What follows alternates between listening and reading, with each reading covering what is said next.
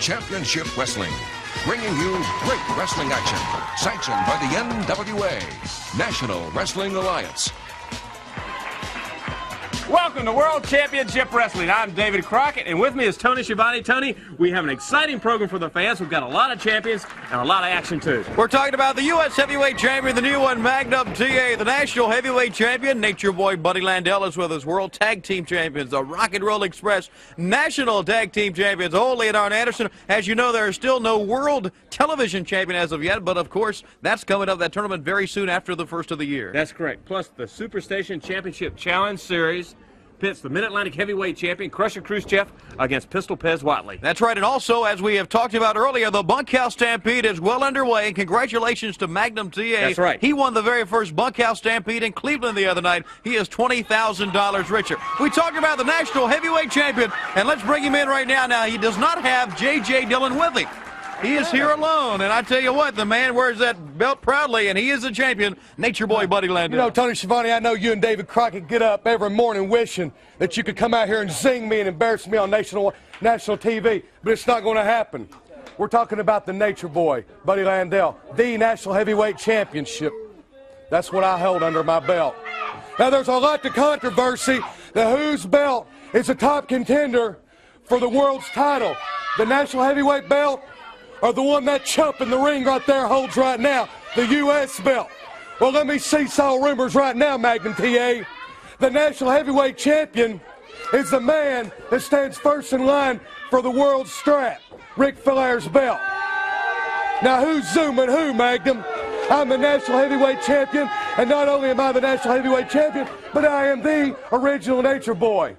Now, let me tell you something, Tony Schiavone. In the weeks to come, there's going to be some things happening that's going to set some people on fire around here. The Nature Boy, Buddy Landel, said it. Remember that, all right? Okay. David Crockett, like Ric Flair told you before, you do what you do best, being vice president and signing checks. Tony Schiavone, you keep wearing this material, and it's going to come back in style.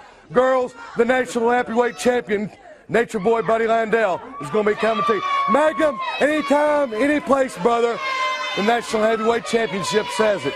Buddy Landel. That's right. All right, Buddy Landel, the National Heavyweight Champion. Let's go to the ring. In the ring, United States Heavyweight Champion Magnum TA against Bill Tapp.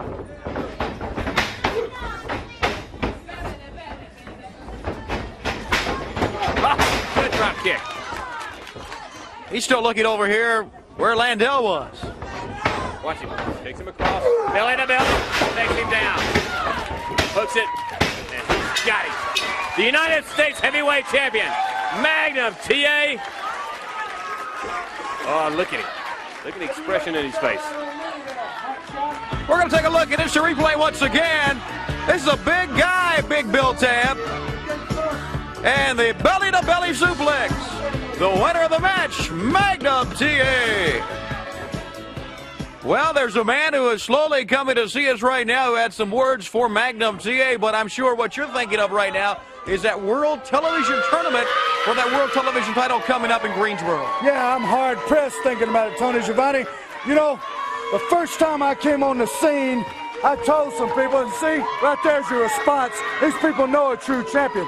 I told you that I'm going to make a name for myself. I'm not going to tread on the Anderson name. I'm going to make a name for AA. And as you know, Tony Schiavone, what have I done? Yeah. I'm one half the National Tag Team Champions. I feel I'm former World Television Champion. The only reason I don't have the belt right now is it was stripped from me, stolen from me by Dusty Rhodes, stripped from me by Jim Crockett Promotions. But I'm going to tell you, I've said it once and I'm saying it again. The one way you earn these people's respect, your opponent's respect, and your respect, and your own self-respect is you go out there and you perform nightly, on a nightly basis, day in, day out. So what I'm going to do, Tony Schiavone, I'm going to simplify everything.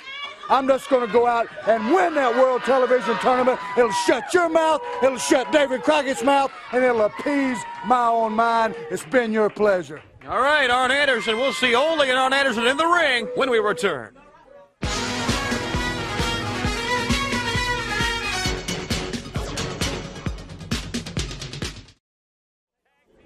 All right, ladies and gentlemen, in the ring, the National Tag Team Champions, Ole and Arn Anderson. They're going to take on the aggressive young team of Rocky King and the Italian Stallion. Should really be a good match because, like you said, David, aggressive young team and certainly two strong young individuals. There's the Stallion, Rocky King on the outside. They go right after it. Look at Iron. Starts to pound away the back of the neck. Now he goes right after the arm. The Stallion switches. Still has it. Iron trying to make it to the ropes. He keeps it in the center of the ring. Comes up with the arm bar. Slam. Take over. Still has that arm bar. Well, now, a little bit out of the book of the Andersons as the Stallion just took hold of that left arm and would not let go as we see Tommy Young, the referee, here today. All right, the Stallions and Rocky King are going to have to take the Andersons down on the mat. They expect to win because the Andersons are going to do exactly what Ole's doing now. He's going to go after that arm. Work up. All right, makes the tag. Rocky King. He's ready. He's ready. Quick. Start to pound away. Rights and lefts. Ole switched him right in the center. King still fighting.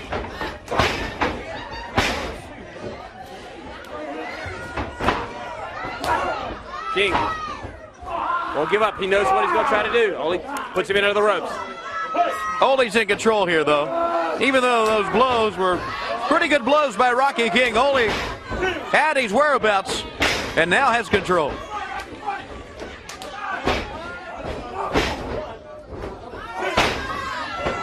Watch the Minnesota Wrecking. Look at him. Iron Anderson, big name Double A. And before Ole, they call him the Rock. You see Rocky King now. David, every time out of it. Yep, every time I see Ole and Arn Anderson, as we're going to take a look at that slam. The trademark right here. Oh yes. I think about their cousin Ric Flair, and you know the issue, the situation between Dusty Rhodes and Ric Flair is by no means over. Oh, it's not. We get tons of letters each and every week supporting Dusty Rhodes and backing Dusty Rhodes 100%. I mean, the mail that we get is tremendous here. It was not settled. In no way. We're going to be having our address a little bit later on.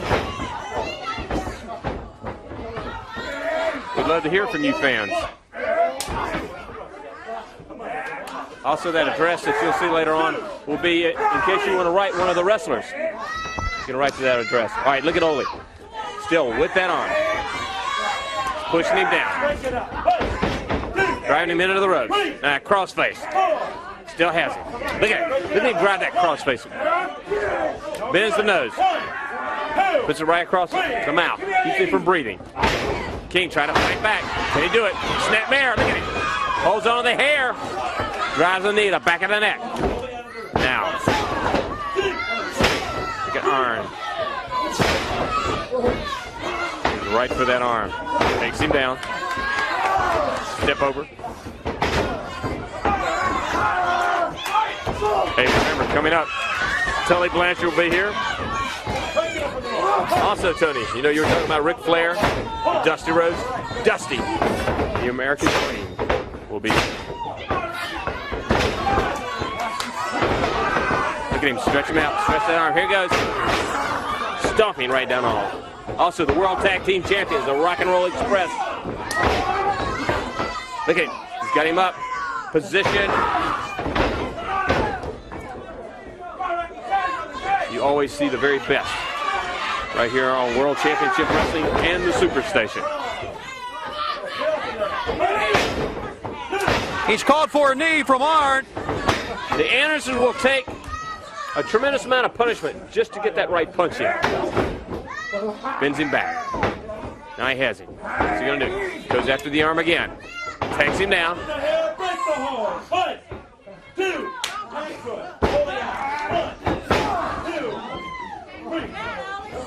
the Minnesota Wrecking Crew, Ole and Arn Anderson.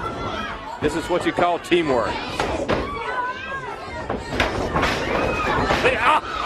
Beautiful move by Rocky. Good drop kick. Arn tried to block it. Arn was ready that time. What an atomic drop on Rocky King. Crossed his eyes. Picks him up. There's that gourd buster. The gourd buster. Lights out.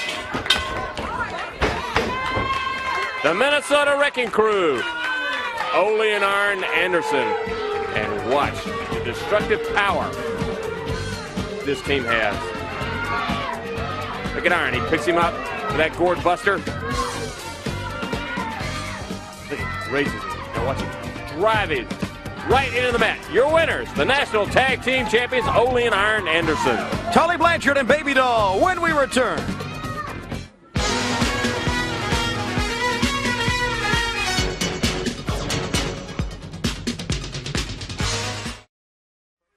In the ring now, Gerald Finley. He's up against Tully Blanchard and his Perfect 10 Baby Doll. And the fans already are starting to hear the sounds, "I quit." Oh, my goodness. Shake that scorpion's hand.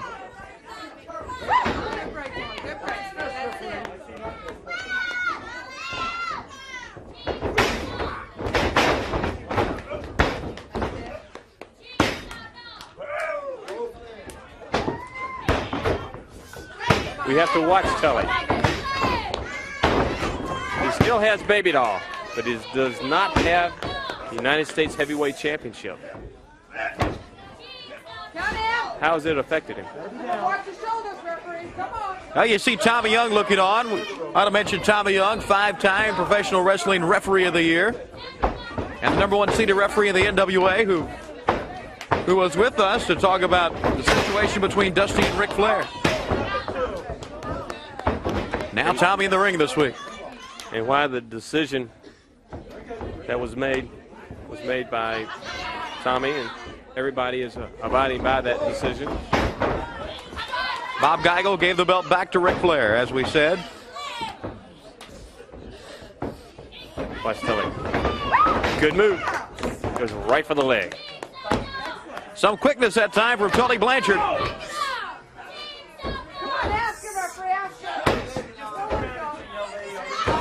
You just don't see that little gleam or glitter in his eye. You hear Baby Doll trying to shout encouragement to Tully. You know, even though she's a lady. People call her other things, but go ahead. She's used for intimidation as much as anything else. Oh, yes.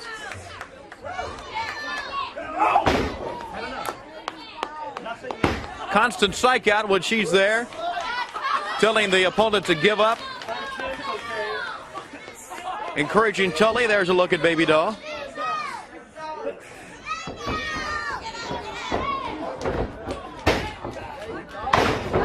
Drives that knee right into the arm.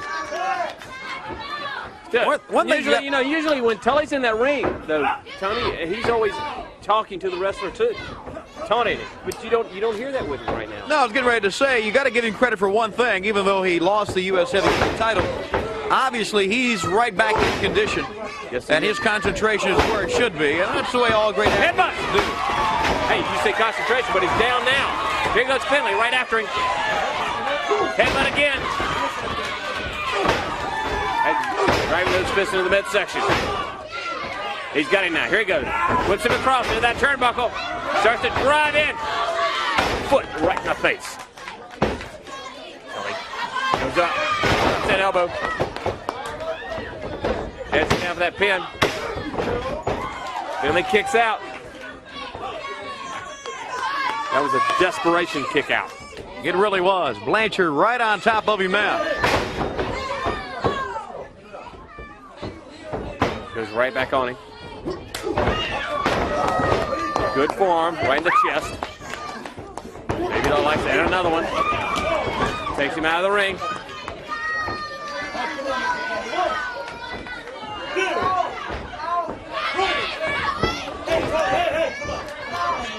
Now you get to see a little bit of the old Tully Blanchard. That with a back of the neck. A forearm now. Takes Finley out again. Out on that floor. Slow and getting up. Tully, there you see him pacing back and forth. He's ready. He really is. He's like a cat ready to pounce on him any time. Look at him. Pulls him in. Just in midsection. Here he goes. Whips him across the rope. Switch now by Finley. Tully quickly catches him with a foot in the face. He comes around. Drops the elbow. Across that chest. Picks him up, though. Doesn't try for the pin. Has him.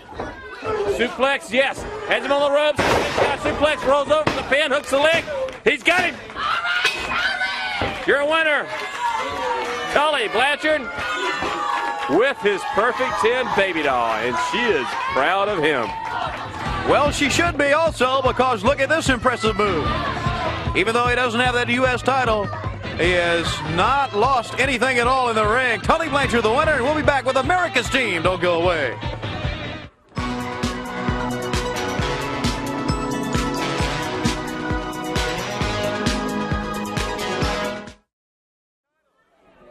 That's the U.S. heavyweight title, held by that man. One part of America's team, the other part with us also, Dusty Rhodes. This is MAGNUM TA. Well, you know, I couldn't help but listen to the words by the national heavyweight champion a little while ago talking about being the #1 contender of the World's Heavyweight Championship. Well, Buddy Landell, really, who is zooming who? Because it's real plain to see. I'm the United States heavyweight champion. I am the #1 contender. And any time you have any idea in your mind, you can take this away from me. Jump. Don't stand back. Don't think about it too long, because there's a lot of people out there wanting a shot at this. And I'd be glad to mix it up with you at any time. I don't believe that there is any explanation for this right here. I mean, you can go all over the world and not see nothing as bad as this right here. And the thing is, me and the Maggie May just got back from Anchorage. We was on the private JCP sports plane, flew out there, dedicated ourselves to a group of kids, and came back here. Nature Boy Ric Flair, Slick Rick, if you will, it's not over between me and you.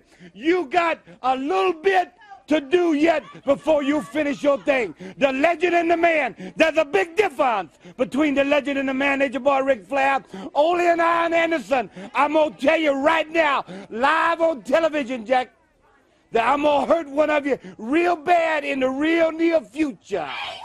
In the real near future. I don't know which one yet, but I'm going to do it to it real bad. So let's get down to real business talk, Ric Flair. Let's get down to dollars and cents. You dealing money. You wearing them seersucker suits. You walking around playing risky business with the American Dream, Dusty Rhodes. I'm walking around a crippled man, wearing a boot with a steel toe in it, having to hobble around. I ain't forgetting nothing. I want you to remember one picture, baby. Back that camera just a little bit. I'm going to give him one picture to look at in all his money here, baby. Get a full shot of this. Ric Flair. Ric Flair. $33,000, Jack. America's team, Dusty Rhodes and MAGNUM TA. Let's go to the Rock and Roll Express.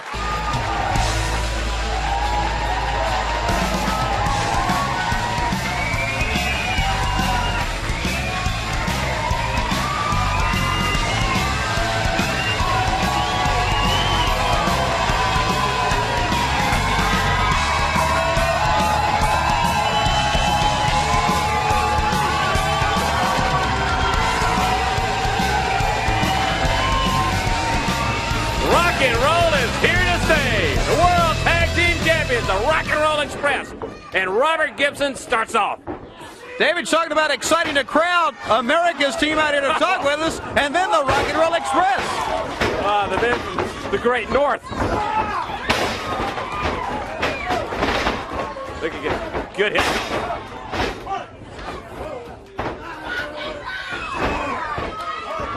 Drops it now, goes down for that pin.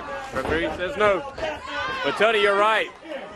MAGNUM TA and the American Dream, Dusty Rhodes, out there and all, come out in all their splendor.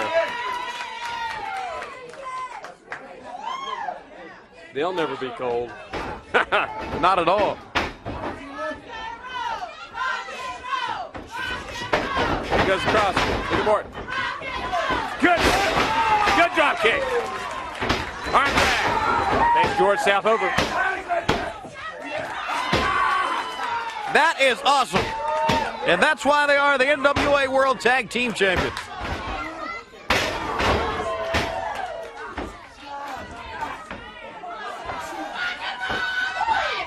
They are the tag team of the 80s. The Rock and Roll Express. They represent the youth of America. Desire, because they have it.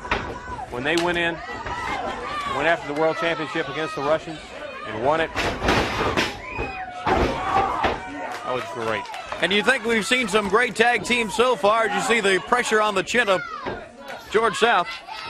We've seen Ole and Arn Anderson. We've seen America's team. We're looking at the Rock and Roll Express. We're going to see the Russian team very soon, and we're going to see the Legion of Doom, the Road Warriors, all here today. So you only see the very best right here on the Superstation in World Championship Wrestling. Tagging in and out, teamwork. Here they come. Double elbow in the chest. Robert Gibson in against George South. He has that arm. Twisting. Now switches. Drops down, kicks him, comes right back up. Just ready to go in after him. Decides not to. He's too close to the corner. They tie out. Tag is made.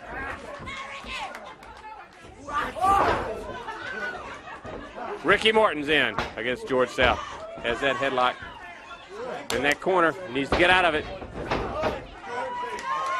And that's exactly what he does.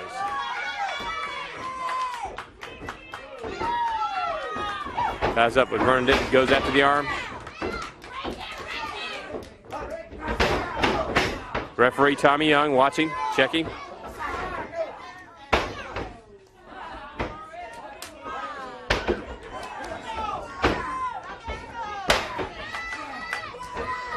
Gibson comes in now. You see, he has that arm. Just takes him down. Has that chicken wing. Deaton trying to figure out how to get out of it. Robert comes up, drops a knee. Makes the tag to Ricky Morton. Morton comes in. What's he going to do? Elbow. Their ability to communicate with each other, Dave, even though they don't even say a thing to each other in the ring. They can just look. They exactly, it's like one big flow. It's so, they are so good together as a team. And as all great tag teams will do, they keep their action in their half of the ring, as you can tell right there.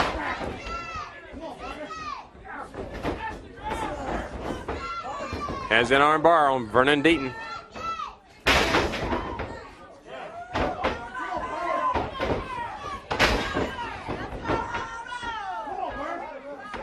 Is he in the ropes?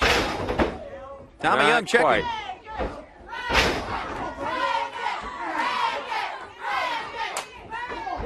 Our fans are getting a little impatient.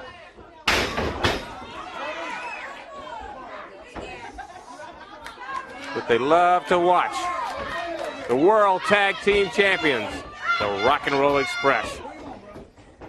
Deaton now doing the right thing. He's got a tag. He's in his half of the ring. Now George South. Oh, good form! Here he goes. George South trying to get away from him. I think he got Ricky Morton a little mad that time. Oh, you know it. All right, now Gibson comes in. Here he goes. Goes down for that pin. I think he wants to punish him a little bit more. Position. Slam. Hard on the mat. Guns up. Knee across the chest. Goes down. Just wants to lay on him. Say, all right, I'm going to teach you a lesson. A knee by South. Fist to the head. Starts to pound away on Gibson. Makes that tag to Vernon Deaton. And now the chant of rock and roll from the fans. And he hears it. Gibson hears it. Makes that tag. Here they go. You know what's gonna? A little backdrop. Look at him stand. Look at him. Here they go. Double drop kick. Drags him out. Drops down. Gibson stands guard. And that is it. You're looking at the World Tag Team Champions, the Rock and Roll Express.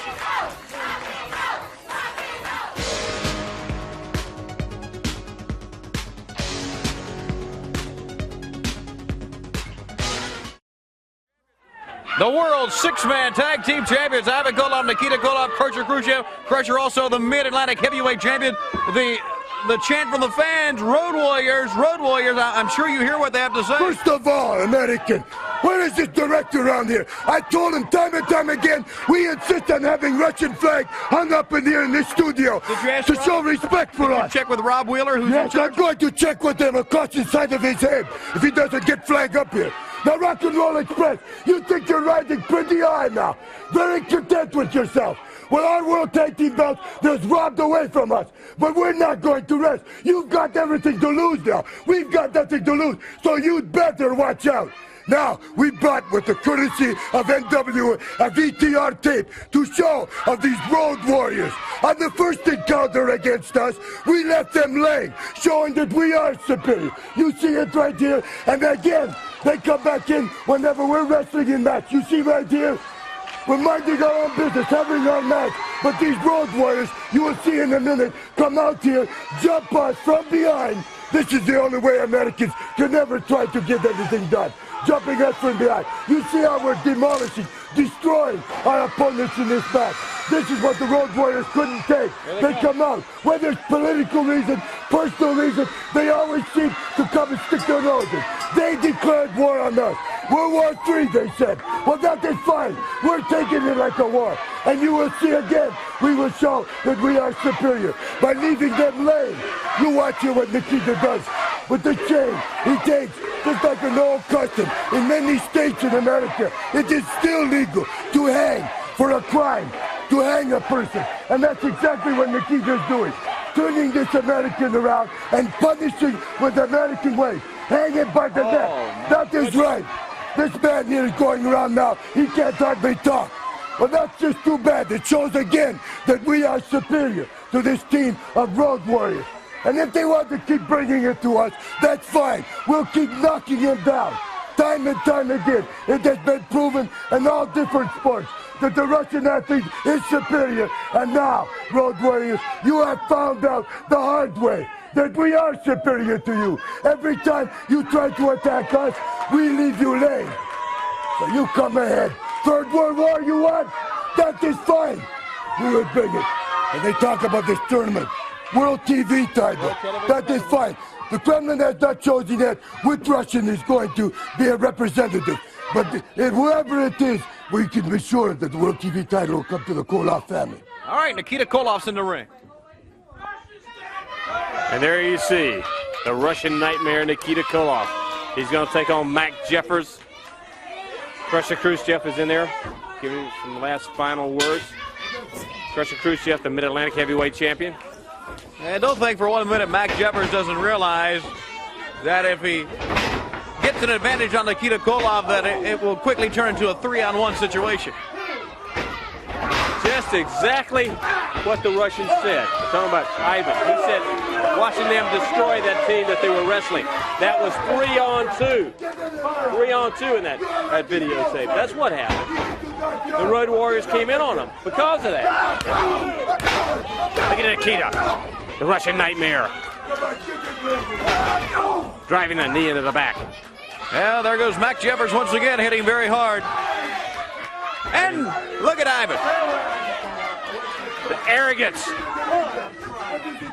of these men. Ivan Koloff, Nikita Koloff, and Crusher Khrushchev. Look at Nikita, will not let him in the ring. Watch it, look at Ivan.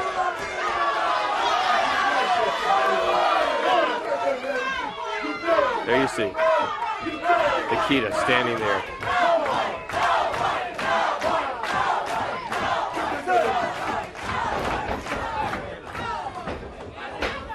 Watch him. Here it goes.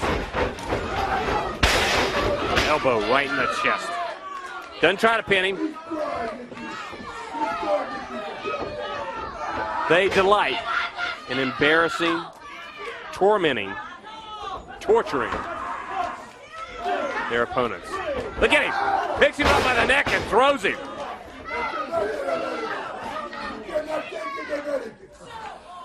Ivan stands outside the ring and taunts MAXOUT. Nikita slam. Drops a leg across the neck. The whole time. Yeah. They enjoy every minute when they can embarrass an American.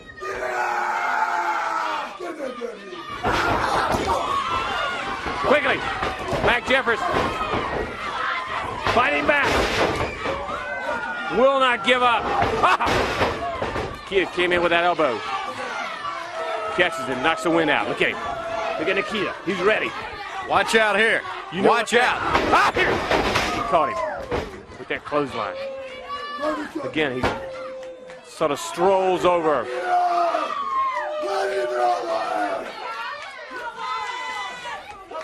Doesn't try to pin him. He's out. He's out. He's beaten, like Tommy Young said, and you could hear him say it all the way over here. What's he doing? Oh, not another one. Find him again.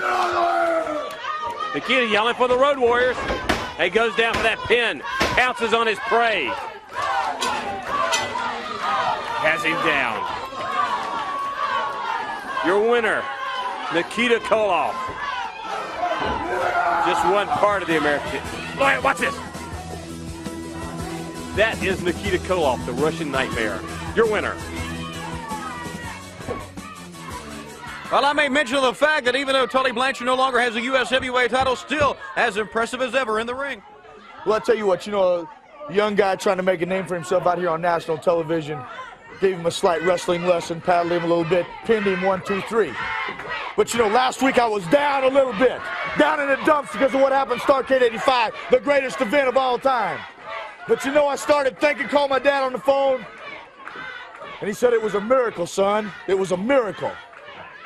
And I thought to myself, he's absolutely right. It was a miracle that Magnum walked out of the ring with the United States Heavyweight Championship around his waist at Starrcade 85, because I never said the words, I quit. I never said it. You got people out here chanting, all over the country chanting everywhere I go, I quit, I quit. The words never came out of my mouth. But getting back to it, the definition of a miracle, for all you people out there that don't know, an instance of divine intervention. So you think about it, Magnum TA, what a miracle is. And you were in the ring, and you know that Tully Blanchard never said I quit. Never did the words cross my lips. And Magnum TA, when you get inside that ring in a wrestling match, which I defeated you and pinned you and showed you that I'm a superior wrestling machine, I will have the United States Heavyweight Championship back around my waist, just like it should rightfully be now. Because Magnum, I quit, I didn't want it.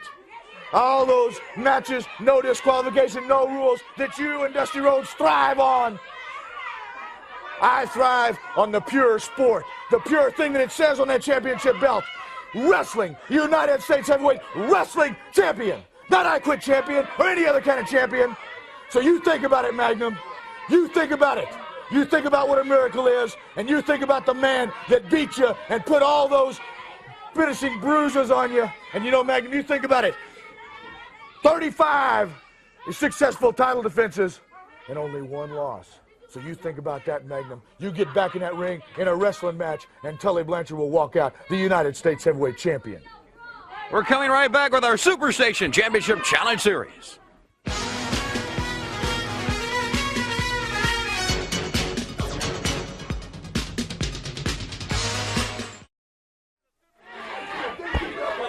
All right, ladies and gentlemen, the Superstation Championship Challenge Series is for the Mid-Atlantic Heavyweight Championship.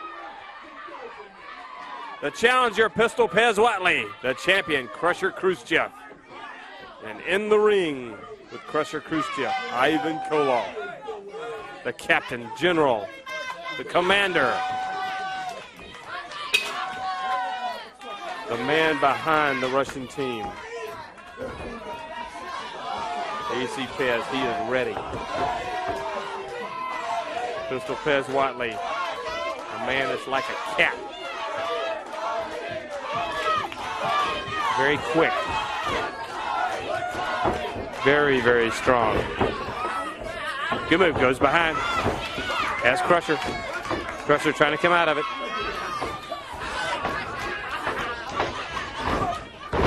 Takes him down. Pez spins around.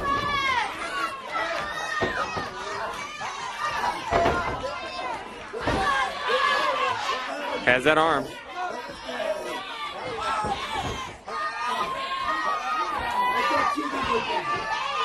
You've got to figure out what will be the strategy in this match. Remember, you have to win by a pinfall or submission. David, that's right. And Pistol knows that not only is Crusher a bigger man, but he has Ivan Koloff down the floor to contend with. That is right. Sure, Pistol going to try to wear him down. One maneuver after another. A go behind, a takedown. Try to wear the big man down to where he's on the same level. And Crusher is a big man. He's probably about 4 or 5 inches taller. Switch now. A pass. Good arm drag. Comes up with that arm bar. Pez now. Looks like he's content to wear Crusher down. You can see Ivan right there. He's shouting instructions.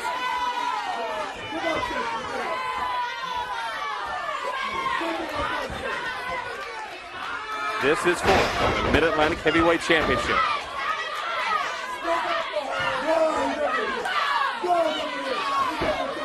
Referee Tommy Young is still saying that the advantage is to Pistol Pez Watley. He still has the hold.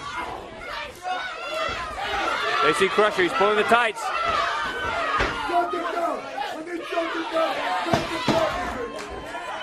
I see he's got the tights again.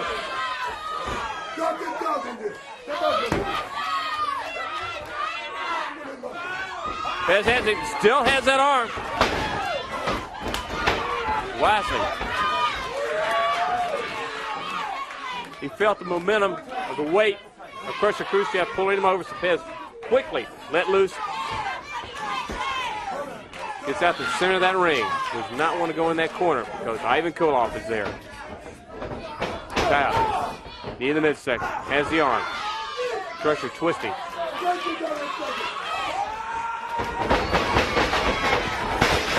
Pez now. Stomp to the head.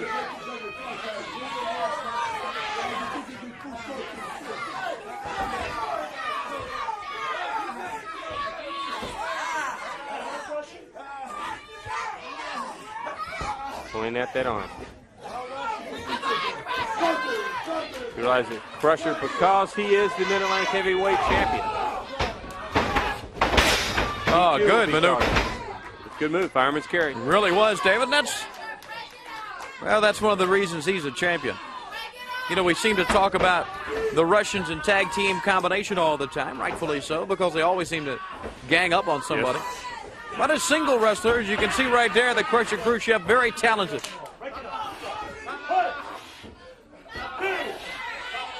Tommy Young calling for the break.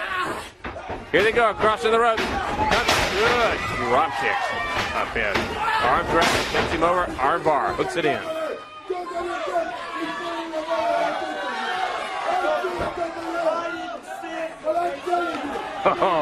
Boy, Ivan Koloff really hot at ringside about something. Ivan realizes the longer this match goes,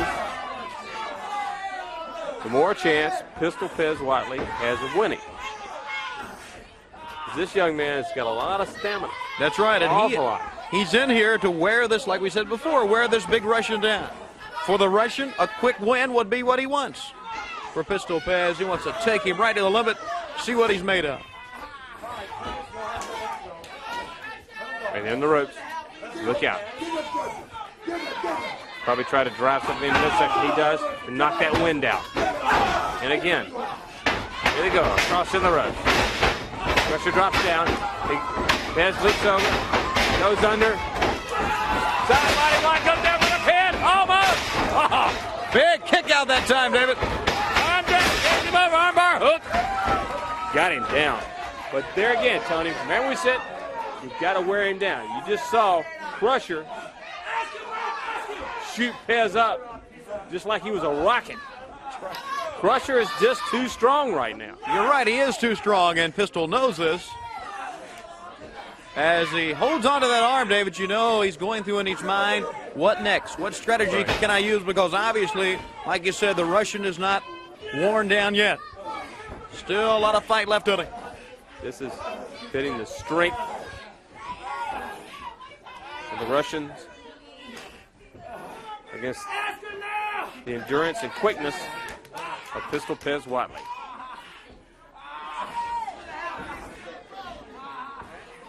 Still has that arm. All right, in the ropes. Here they go. Across. Tackle. Good drop kick. Arm drag. Comes up, arm bar. Hold him down. That's what he needs to do.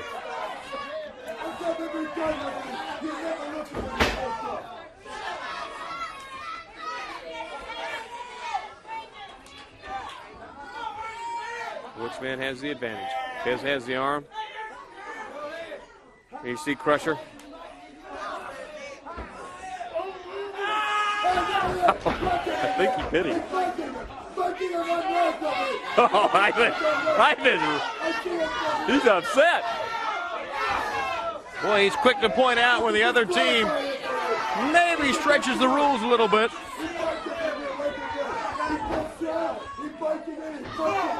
Oh, poor man.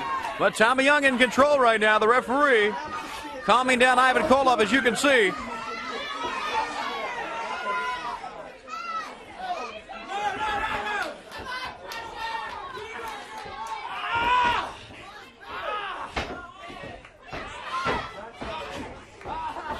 They're in the ropes. Go for the break. Has the arm twist. Switch now by Crusher. Oh!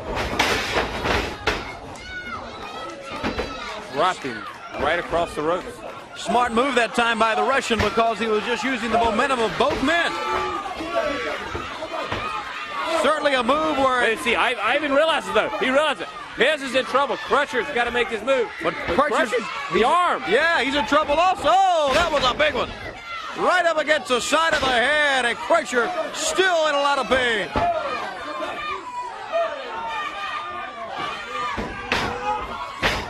Crusher now. Trying. Still holding that arm. Okay, Superstation Championship Challenge Series. And we'll have more of this for the Mid-Atlantic Heavyweight title right after this.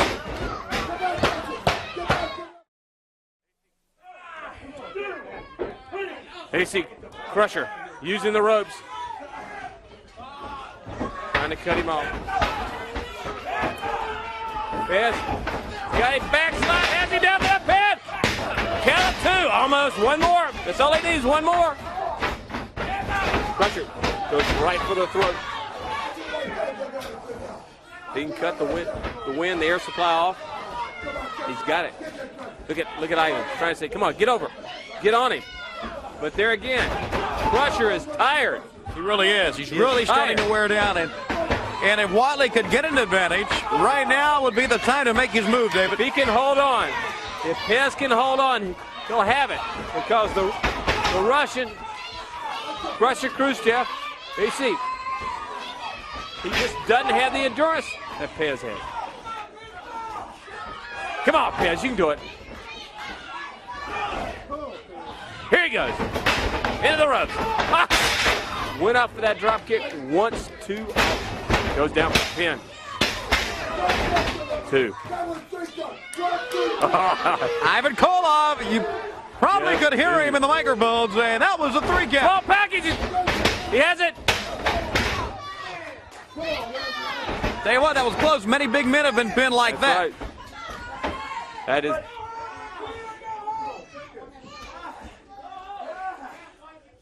Crusher now holding on for dear life.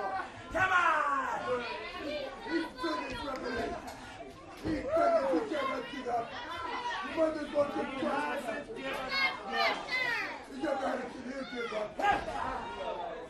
trying to cut it off. Twisting that neck. Takes him down. Goes down for that pin. Count of 2. 2 again. Now, here he goes. Starts to pound away the side of the neck. Khrushchev regaining now his second win right here, David. Now Whatley's got to try to take it right out of him. Oh, look at that. Look at that. Toe to toe. Jab. He's got the ropes. He's got the ropes back there. Well, Look at Tommy. Come on, Tommy. Tommy saw it. He saw the ropes that time. Whatley had his shoulders up too. Could have been a pin right there. Everything. Right. Look out for Ivan. You know. Look at it. You see him? He's sort of trying to sneak around the corner. Look at him.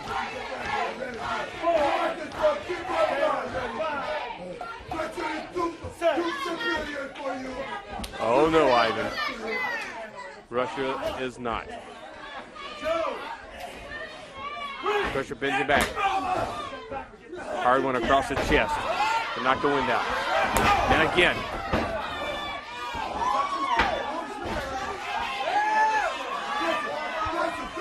Khrushchev shouldn't be doing this.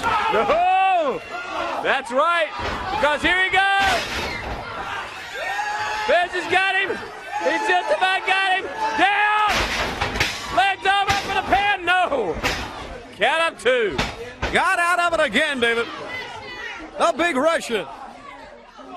Both men are really drained right now. Both men tired. Pistol Pez Whatley not giving up. He's driving the knee in the midsection. Takes it. Switch now by Pez. Right. Runs right into the knee. Crusher goes up. Second rope now. He's going higher. Top rope. Pez has him. Oh, here he goes. Slam on the top rope. The back.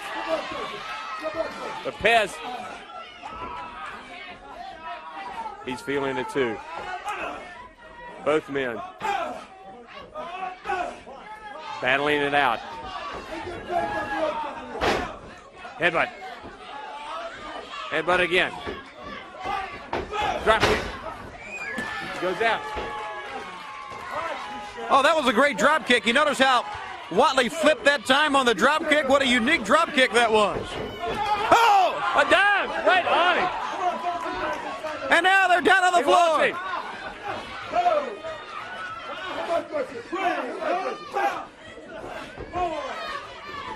Whatley diving right through the ropes. He went right after him. Here they go. Across. Dive across. Headbutt. Has him down for that pin. Wait a minute. Ivan grabs his legs.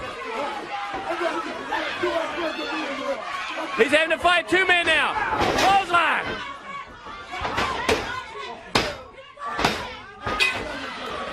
Again.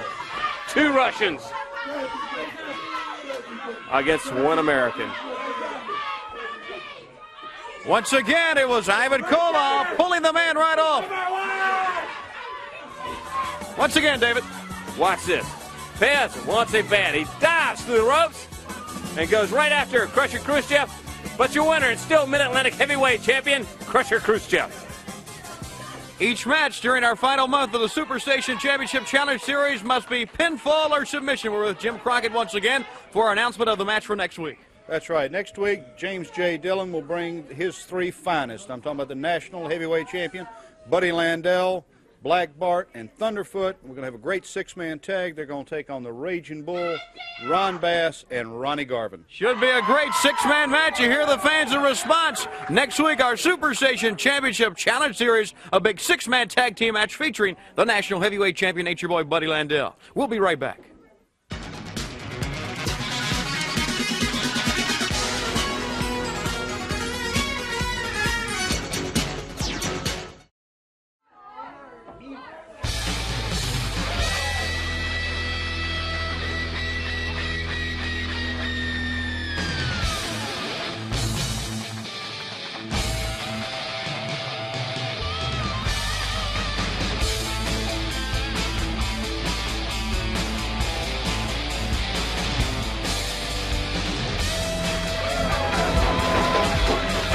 Legion of Doom, the Road Warriors with Paul Ellering. Go after Paul Gardner and Larry Clark. And they're going to meet their doom. In the ring now, Animal! Elbow across the chest. Hawk goes up. Just to the head. What an explosion when they hit the ring, David. Look at that. Oh, that hurts. That hurts. Hey, no. He didn't want a penny. You know why?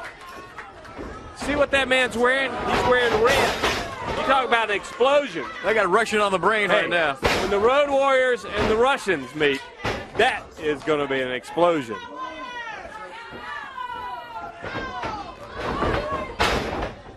That knee lift set him all the way over to his corner. I don't think Larry Clark really wants to get in there. Oh, he came in big and said, suddenly he realized who he was against. I think I made a mistake.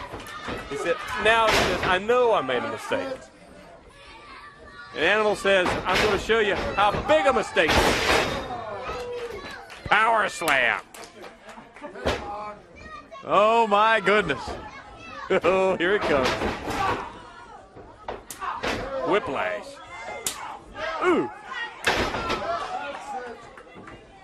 Put whelps all over him. Catches him with that knee lift. Here he goes.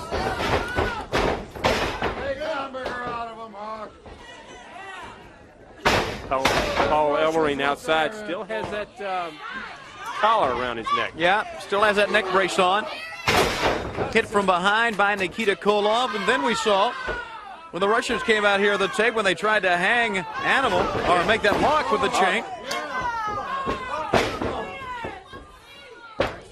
Boy, they certainly have used the. Notice how they've used the chain against the Road Warriors. Ow. Oh!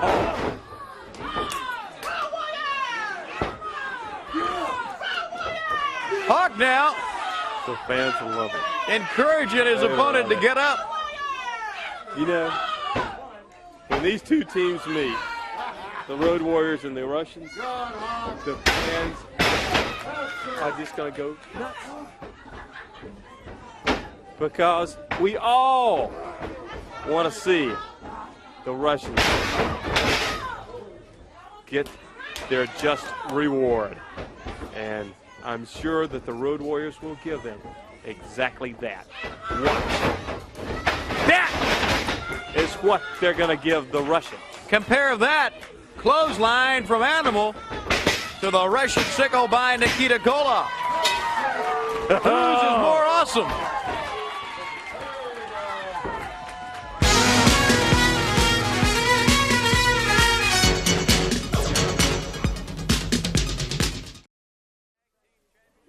There's the National Tag Team Championship belt.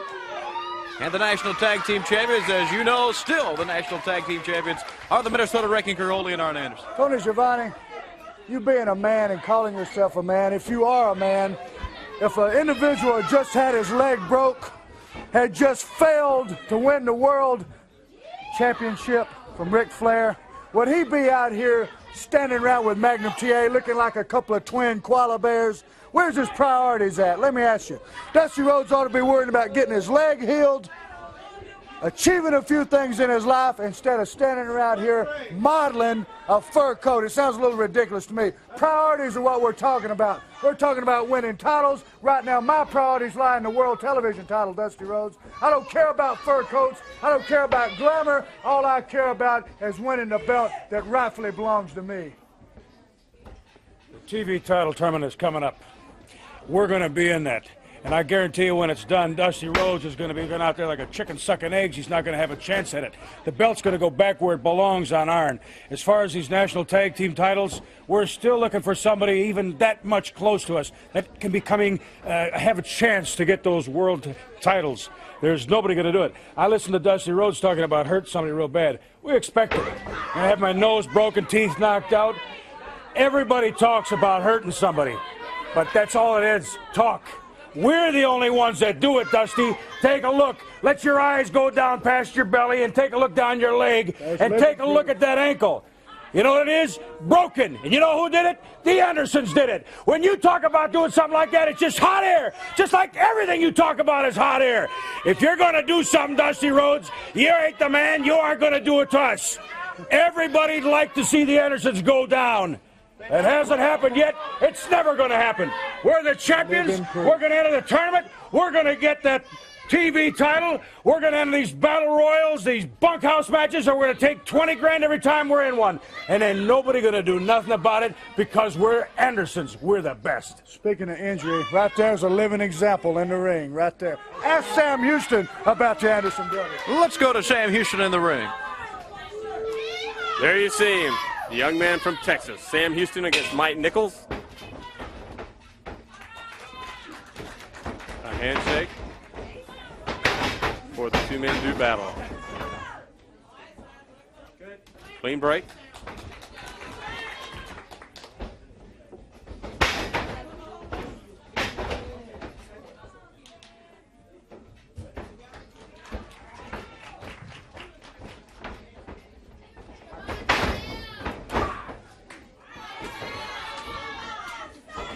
Right away, that left arm now taped up of Sam Houston, and Nichols goes right to work on him.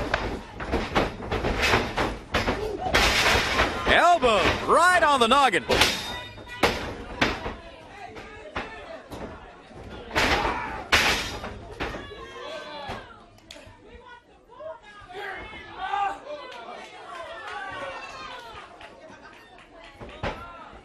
Up with an arm bar again. David, happy anniversary to Mr. and Mrs. E.R. Chris of Shreveport, Louisiana.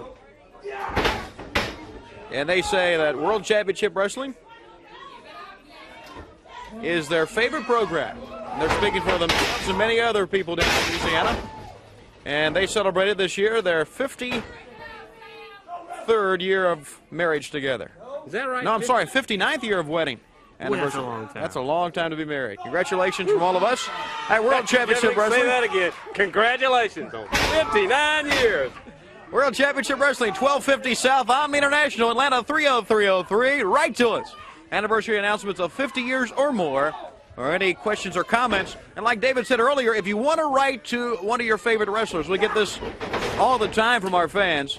Want to write to one of your favorite wrestlers, write to him at that address in care of World Championship Wrestling. Oh, yes. Love to hear from you.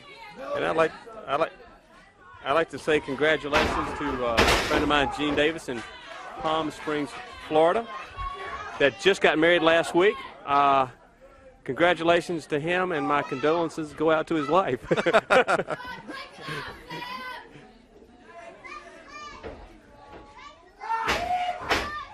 at Houston. Takes Nichols over, but Nichols quickly bridges these two young men. David, I'd like to say hello to Don Jones, Columbus, Ohio. Suffered a heart attack this past week. He's just getting out of the hospital. And all of our thoughts go out to him. Big wrestling fan of World Championship Wrestling in Columbus, Ohio. Hello, Don. Hope to be hearing from you very soon. That is right. I hope you're watching. Just keep cool. Big kick out that time. Boy, I tell you what, Nichols almost went right through the ropes. Hey, coming up, the Barbarian and Paul Jones, Tony. Also, Ron Garvin. And if we're lucky, maybe we can get America's team, Dusty Rhodes and Magnum TA, back. We're also going to see the Raging Bull, Manny Fernandez. Talking about a stick of dynamite right there.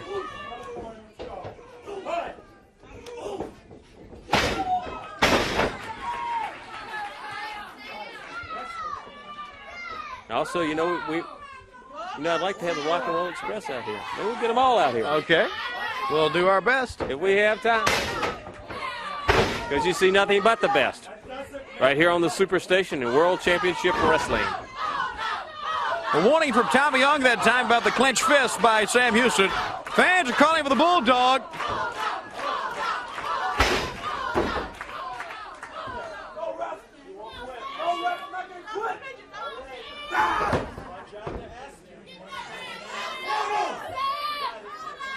Yeah, Mike Nichols As Tommy Young was checking to see if he wanted to give, says no, but I tell you what, Houston has a lot of pressure on that shoulder.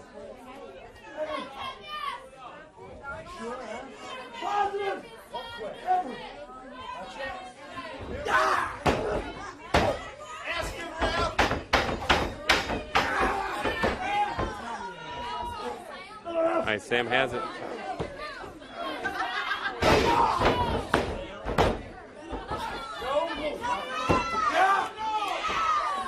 Right in that knee, in the arm.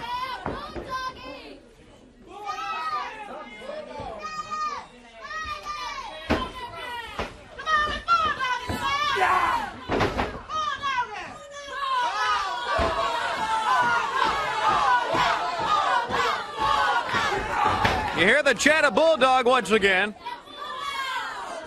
I don't think Houston's ready yet, David. He's really been working on that arm. Nichols going right to that arm that Ole and Arn Anderson were talking about, that they broke with the help of Tully Blanchard and Baby Doll. That is right.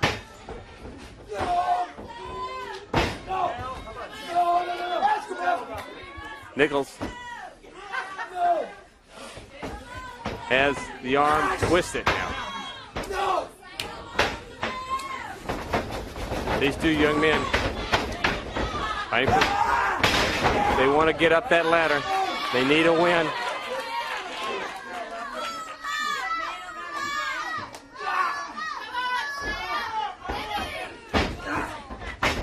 Good move by Houston.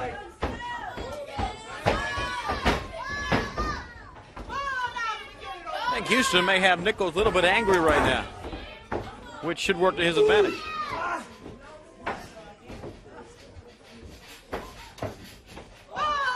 They go in there. Nichols firing rights and lefts in.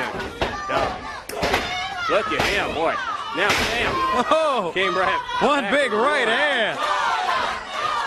The yelling Bulldog. You gonna do it? Switch now by Nichols. Comes in. Bulldog. Right over the ropes. What a Bulldog that was. That's it. Boy, I tell you what, we usually see him set the man up in the corner for the Bulldog, go all the way across the ring, but watch now. Nichols reverses the whip into the ropes, and Houston will catch him right here with that Bulldog. Impressive win for Sam Houston. We're going to talk with Paul Jones and the Barbarian and have the Raging Bull when we return.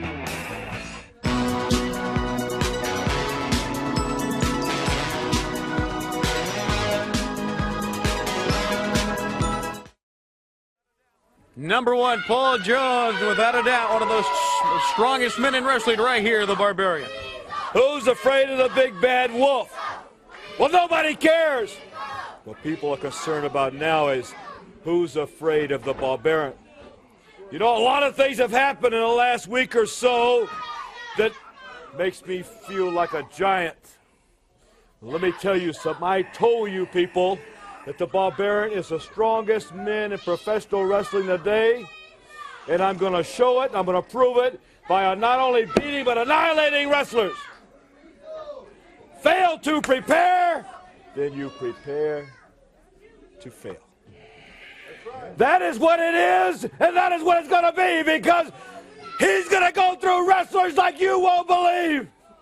And you line up Dusty Rhodes, Magnum TA, the Raging Bull, Rock and Roll Express, and the list goes Ron Bass, and the list goes on and on.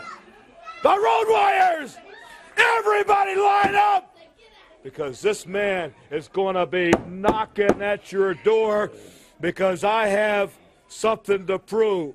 One time around here there was a man said, I have a dream. Well, he doesn't have a dream anymore.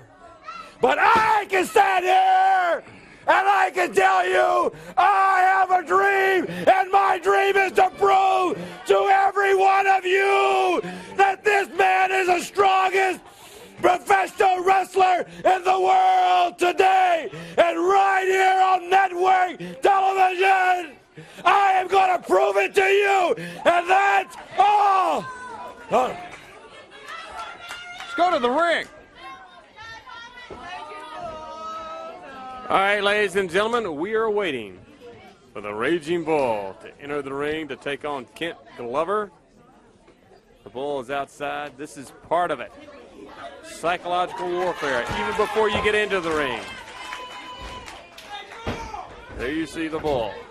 And what a man he is. Takes his time. Take off his chaps. Mr. Intensity, David Crockett. Ooh, don't you know it.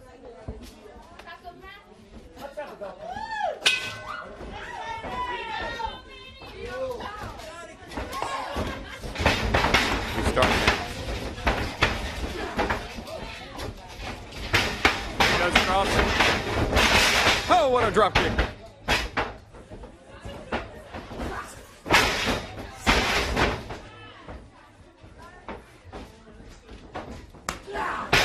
Good job.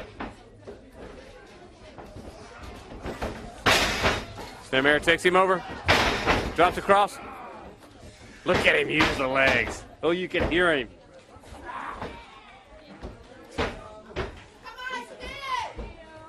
He latched on him. Oh, he's got him.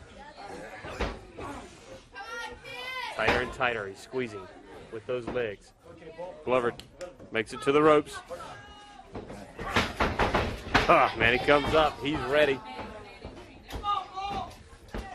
Quick as a cat, David, and like you said, as soon as the move was broken, he was right up quickly on his toes. Such a great athlete, and we're taking a look. We've seen him a couple times up close, but whenever you get a chance to see this man up close, you'll notice the intensity in his face and the way he wrestles in the ring. Very, very intense. You watch him, you know he means business when he gets in that ring.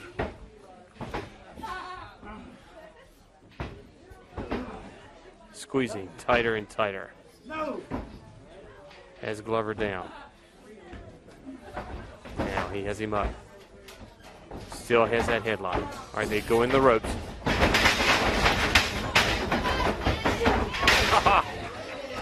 Catches him right between the eyes. That backhand has certainly put a lot of men down.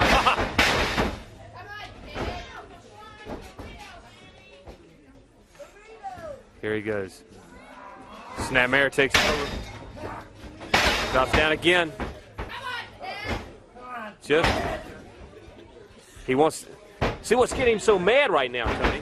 He wants this guy to fight. He wants him to fight. He won't fight him. That makes him even madder. You can just see it. Oh, no, look at him. Oh, he's just getting madder and madder. He's starting to boil. Look at him. Now he's rubbing his face in. He wants. See, he respects a man that'll fight him. But if you won't fight him, he's going to destroy you.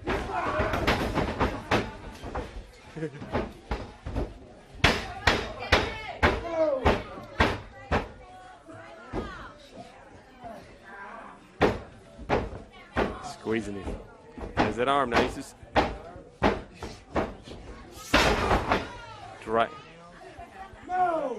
driving it in. Putting that knee in. You know, when you're hot, you're hot. Now, right now, I think Glover would rather be where he is right now, because when Fernandez gets you up. Glover! Watch here, David. How many times have we seen him pull a man up just to knock him down with a backhand again? That's what he's going to do. He wants Glover to fight. Okay. There it is. That's why he wants him to fight, so he can hit him back. That one went right to the midsection. No, he's mad. He's mad. Right there we saw that kick, and that shows you that he's well schooled in martial arts also. Here he goes, across. The backhand again. That forearm is really a lethal weapon. Knee right into the head. Oh, Picks him up. Come on, tough guy. See? He wants him to fight. Now, He wants Glover to fight. He pulled him up that time, David. He's not going to fight him. He's going to destroy this poor guy. He's got to fight him. Switched him that time. Oh, there it is. That flying burrito. Got him down, and the man is out. The Raging Bull, look at him.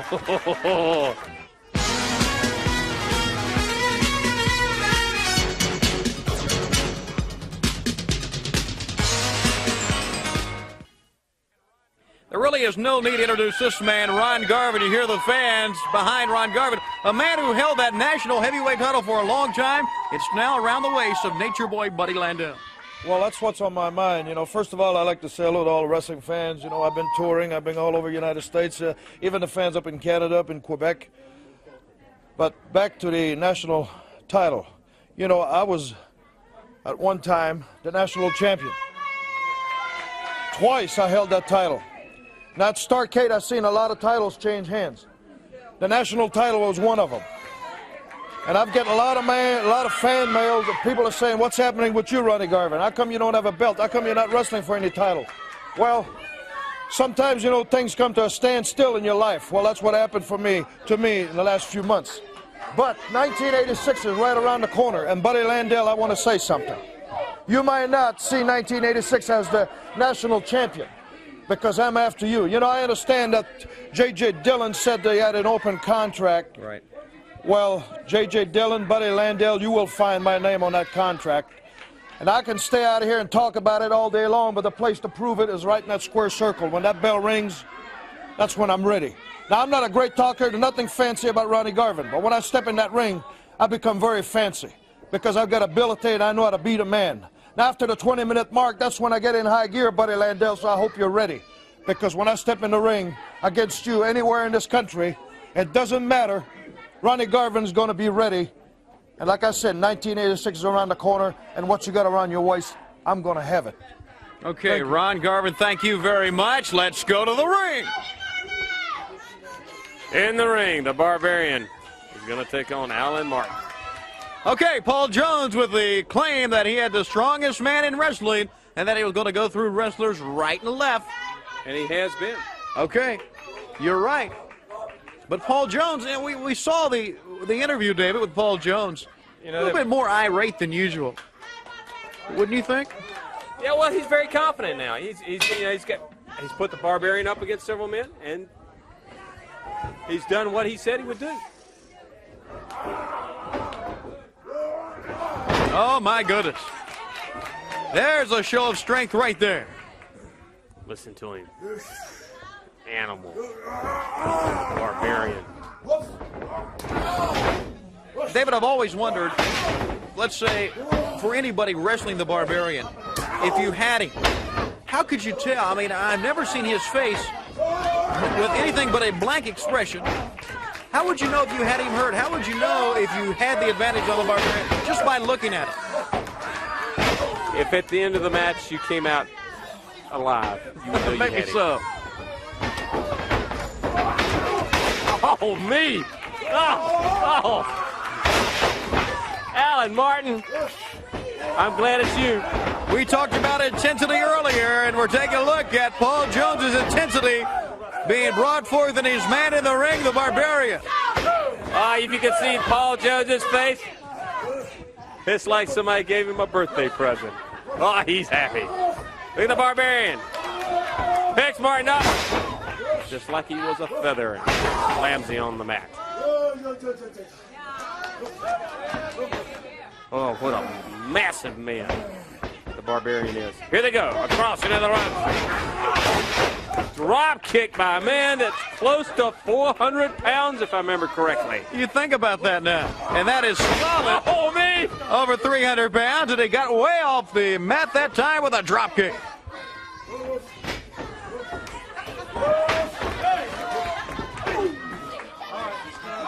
Now Jones goes over.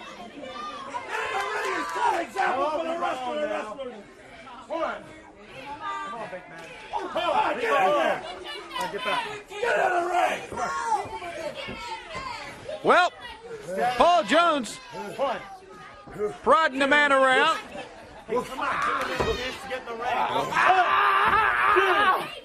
Bite his nose off. Right on the bridge of the nose.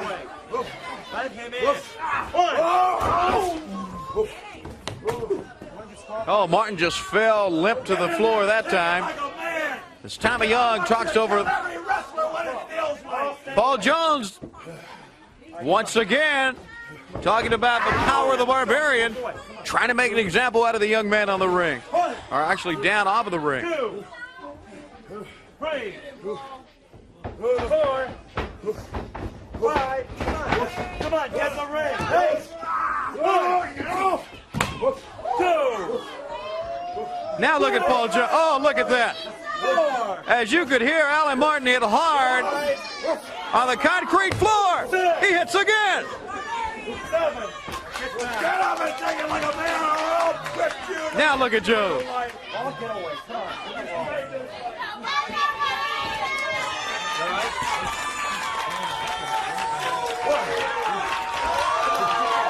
Martin slowly trying to get up, David.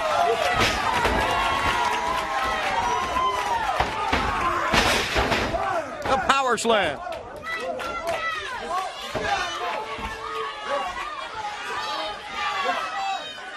He's up on that top rope. Head first.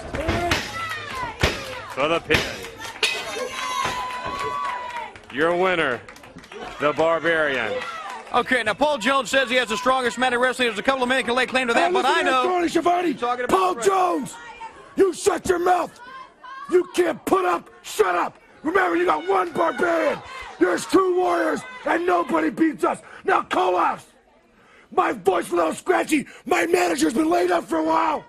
But we're not done with you. We're going to keep going and going till we get you. And what you did to my brother Hawk, well, let him tell how he feels about that. Hey, Koloffs, you like sneaking up behind us? Throwing a chain around my neck? Hanging me over the ropes? Well, you got a problem, because I'm still here. I'm still here. He's still here. And my manager, Paul Elleren's still here. And I'll tell you something. We've looked for 3 years to find somebody that could stand up to us in the ring. You've been the first. But we're still one up on you. Because you see, we're a little different. We ain't exactly right up here. You are. That's your problem. Let's get out of here, Animal. Tell him, Paul. Tony, it must always be remembered, as George Orwell said, all animals are created equal. Some are just a little more equal than others. Now, Russians, think about that for a little while, because you're a great team. I'm not going to take that away from you. And there's a lot of people out there, and you've put it on the line. They're wondering in their own minds if the Legion of Doom is all that they've been in the past. Well, we have that to prove to all the people who have stood behind us through all the thick and thin, that Russians, you're going to be the one that's going to go down. That's the Legion of Doom with Precious Paul Ellering, and we're coming right back.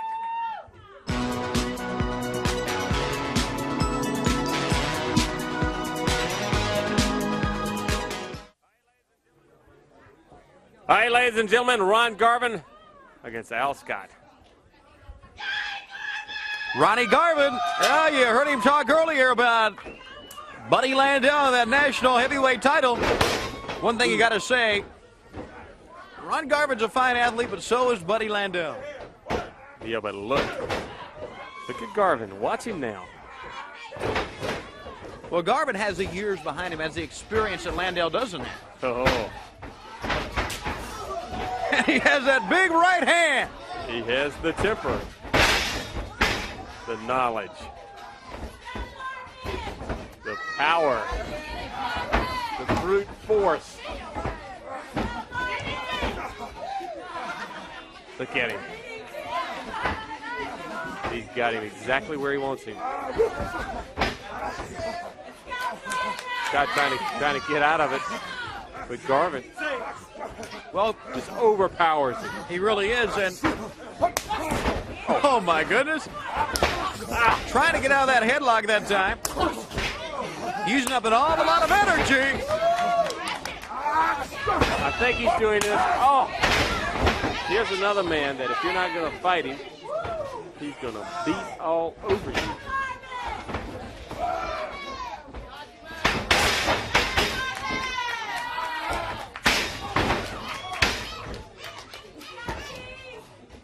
Garvin that time just took his head, kind of moved it to the side. Oh, look at this, Tony. Maybe that won't work on the old neck muscles, chest muscles, even shoulder. How do you think you feel the next day? Or even afterwards? Wearing his man down.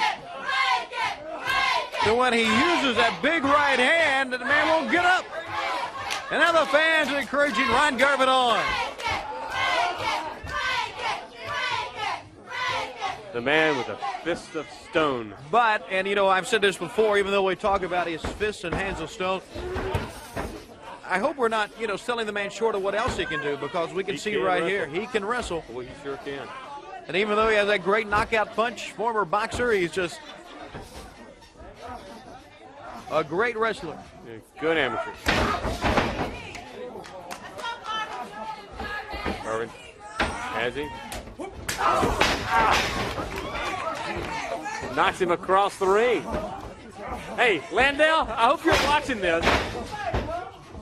Boy, I hope you're watching this. Well, if you're Landell, you got to say, I've got to get on the offensive against Garvin. I've got to take charge. I want you fans to use your imagination right now. Look at the guy in there, Al Scott. It's Buddy Landell. Oh. Belly to back suplex. Oh! I wonder what Landell have to say about this. Oh, I got saw it coming. He really did. Cringed.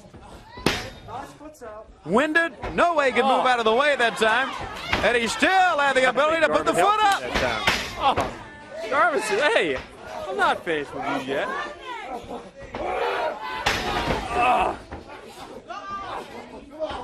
All that pressure now right on the small of the back. Hey, welcome to the big time. Uh-oh.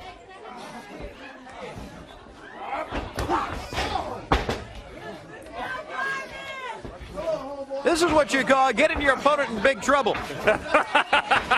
Big trouble. This guy's in definite big trouble. Look at that move.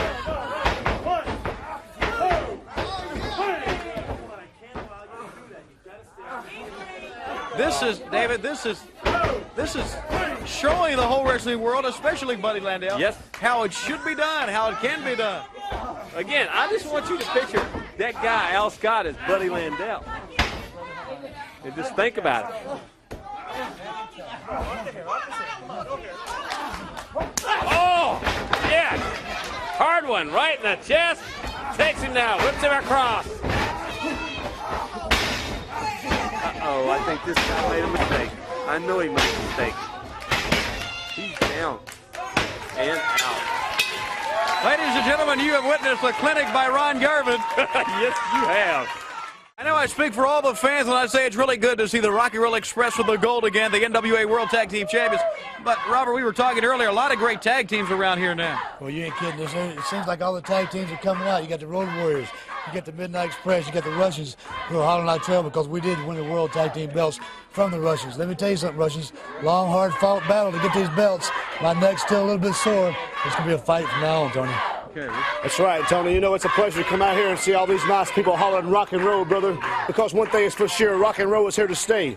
But like Robert was saying, when you are the NWA World Tag Team Champions, they start coming out from everywhere. Like Paul Jones out here talking about his dream, brother. Well, it will be a dream when you beat the Rock and Roll Express for these titles right here, Paul Jones. And then you see the Andersons. They come out here running their mouths saying what they're going to do. But one thing that I don't like, it's when a man comes out here saying what all he's going to do and how he's going to do it, and which his mouth has wrote him a check that I don't think his boy's going to be able to cash. And I'm talking about Jimmy Cornette and the Midnight Express. Now, let me tell you one thing, Jimmy Cornette, and you listen real good because I know you're out there somewhere watching, brother. There's only one express around here, and it's the Rock and Roll Express. So you come on. You bring you boys on down and show us what you're made out of. Because, brother, you take your best shot, and don't you blow it. Because rock and roll is here to stay. And we will see you, Jimmy Cornette. We'll see you in the ring. Because we know sooner or later we're going to meet you guys.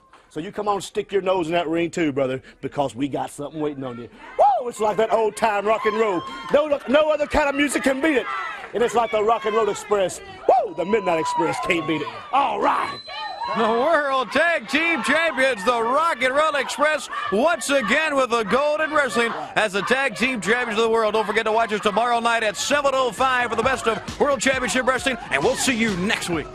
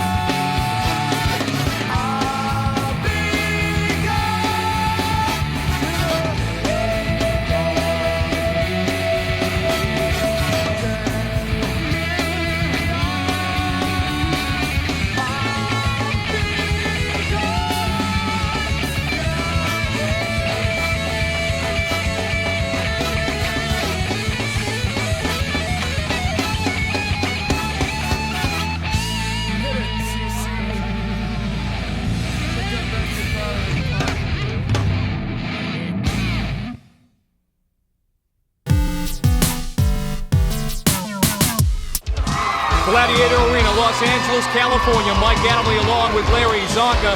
Contenders beware, this is Gladiator territory and they mean business. A look at our two contenders here in the second round. Tony Bettendorf and Willie Cooley. For the Gladiators, it is Power, Laser, and Turbo. The name of the game, Powerball.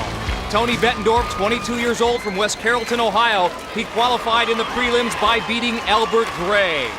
His opponent, our first ever deaf contender, 30-year-old Willie Cooley, who was beaten in the first round by Spencer Street, but qualified because of an injury to Buzz Rosenberg. He had to leave, so Willie will get a second chance against these three Gladiators. And Powerball is brought to you by Nintendo, makers of Super NES. Now you're playing with power, super power.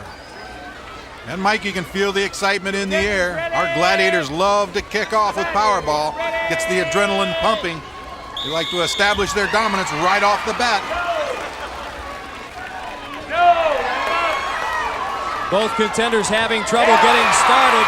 Willie Cooley fought off a double team, then Tower went in the other direction to attack Tony, and Willie was the recipient of that.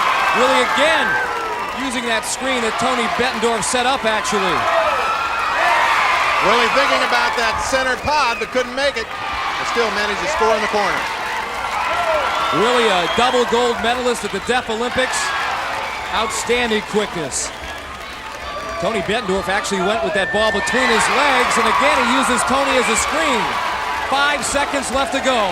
Worst possible scenario. All three Gladiators went into the court. That is it. Let's total it up for Willie Cooley and Tony Bettendorf. Excellent way to start things off. Interesting set of circumstances cropped up in this game of Powerball. Let's take a look at it on the Zonka Strader. Usually when you have three Gladiators move to one side of the floor, it's curtains for the contenders, but watch what happens here. Tony Bettendorf in the purple, right there, acts as a blocker for Willie Cooley.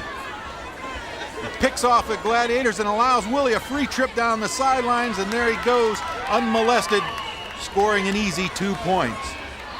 Willie, however, not so fortunate on this next go-around. Watch here, the footwork is excellent. Worthy of Dance Fever.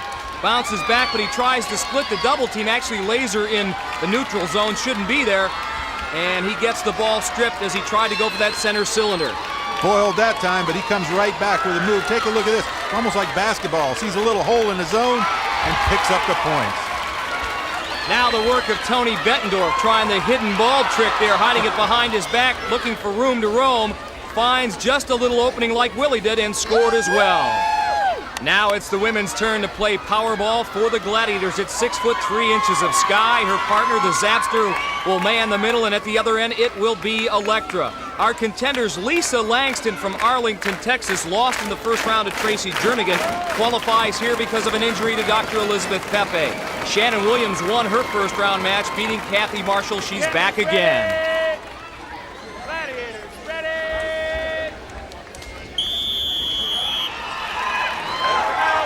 This was Lisa Langston's best event. She talked about those preliminary round jitters. She doesn't have them anymore. She scores in the center cylinder. Shannon scored on the outside. And again, Shannon scores. Lisa with those great football-like moves. She almost looks like a halfback. A member of our national team handball squad, excels in many sports. Lisa Langston. We're closing in on 10 seconds to go, and both contenders running out of gas. They stop the clock with 3 seconds. This guy got a little high. 3 seconds disqualification for Sky. She commits the big air. You'll see it right here. She goes for the head. That's one thing referee Larry Thompson won't permit. Out she goes. So now it'll be two Gladiators versus our contenders. One-on-one here. 3 seconds left on the clock. Not a lot of time, but there is the possibility for one last score. Contenders ready! Gladiators ready! And Shannon Williams gets it, and so does Lisa. Two great moves. When quickness meets size, quickness wins out most of the time. Sweet feet by Shannon Williams. Talk about fancy footwork. Look at Lisa Langston dust two Gladiators at once. Zap and Electra right there. Now watch what happens as she jukes around, eluding the Gladiators. They collide. Lisa comes free and picks up an easy 5 points. Now let's take a look at it from the ground level. What great moves. We're shaking and baking at Gladiator Arena. The Samuel Goldwyn Company presents the American Gladiators.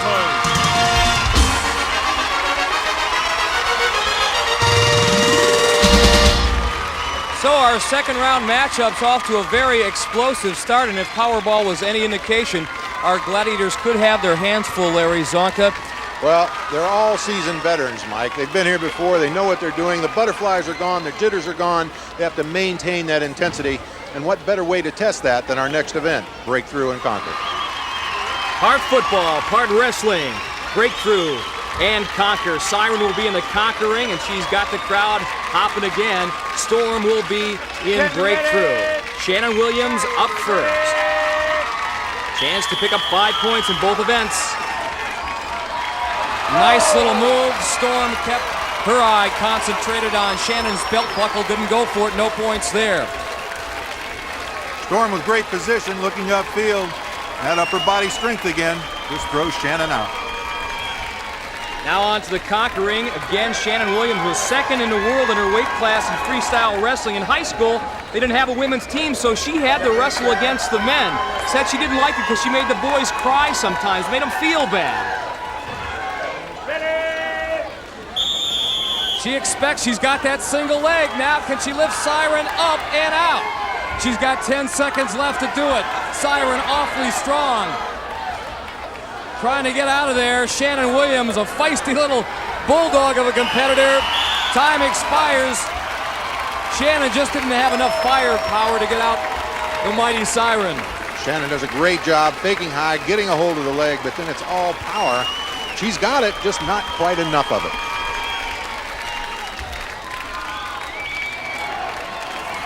All right, Lisa Langston now with a chance to pad her lead.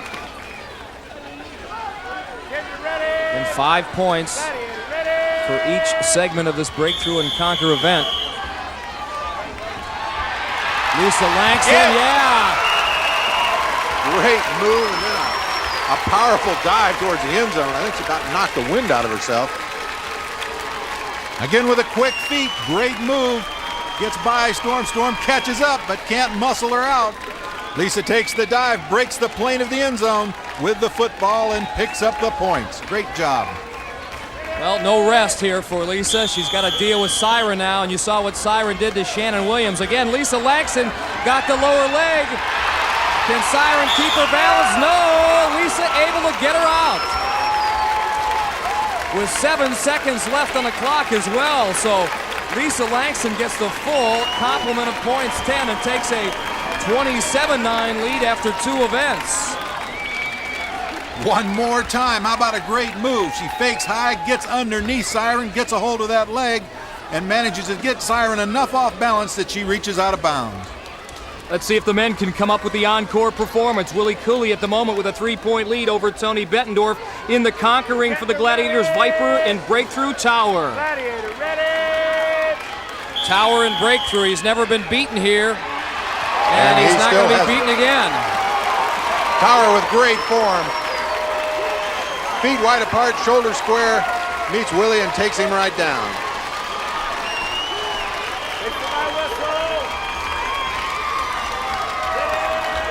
Larry Thompson gives Willie the hand signal. He can't hear that whistle, but he'll give it his all here against Viper. Willie got 5 seconds left. 2 seconds, and Viper just a little too strong there. No points for Willie Cooley in Breakthrough and Conquer. But he ran into a pretty powerful pair of Gladiators in Tower and Viper. Willie unable to break through Viper's defenses. He's really staying up high with Viper. He should drop down and try to go underneath. Tony Bettendorf was successful in Breakthrough in the first round. An outstanding football player. Here he is back in high school for the West Carrollton, Ohio Pirates. A defensive back making the interception there. But now he's going to have to go on the offensive against our pair of Gladiators. Contender ready. Viper and Tower set. Tony Bettendorf trying to fool Tower. It's not going to happen. Again, Tower excellent at squaring up his feet, Larry, as you alluded to earlier. Tower square upfield right in the middle of the court. Tony trying too many moves, losing his momentum. Then Tower simply pushed him out of bounds. Can't make too many moves. 1, maybe 2 moves, then upfield. Now he's got 15 seconds. See Nice what he can fake. do with Viper. Went low, fake low, went high. He's got Viper on the defensive. Viper just trying to hang in there. Referee Larry Thompson warning Viper that he's got to get up and go for it. Tony's got a stranglehold on Viper. Time running out. No points. Time expires. So unlike the preliminary round where Tony got the full 10, Tony this time around gets shut out by Tower and Viper.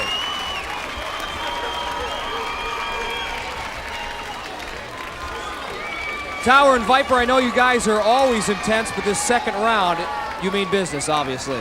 That's right, Mike. It's time for us to tune it up one more notch. And Viper and I, we tuned it up by 2 notches for this last event. Superchargers have kicked in, Mike, and we're going to mow down contenders like we're mowing the lawn.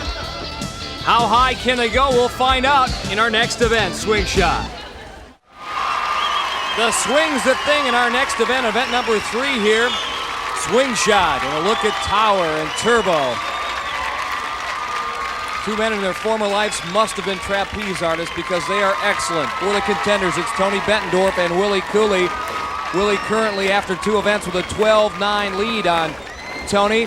This is the event where the contenders have to swing from their towers and try to grab points from that center post using the impetus of their bungee cords. The red ball's worth 3 points. Blues 2, yellows 1. Contenders ready. Gladiators ready. And here they go. Tony decides to wait until Tower and Turbo jump, and it paid off. He gets 3. Unbelievable move there by Tony Bettendorf. Remember what I said about timing. Look at Willie. He tried to grab 2 and got 1. Now Tony gets there the same time as Turbo with different results. Here comes Tony again, and Turbo right on top of him to knock him away. 30 seconds left on the clock. Now Willie Cooley times his jump perfectly. Can he get a blow and hold on? He touched it. Couldn't hang on. Willie with a free shot. There he's got it. Again, that's worth 2 if he can put it in his scoring cylinder atop his platform, and he has. 10 seconds to go. Willie with a good timing. Look at Tower and Tony. He's got another blow, and he's got to get it in.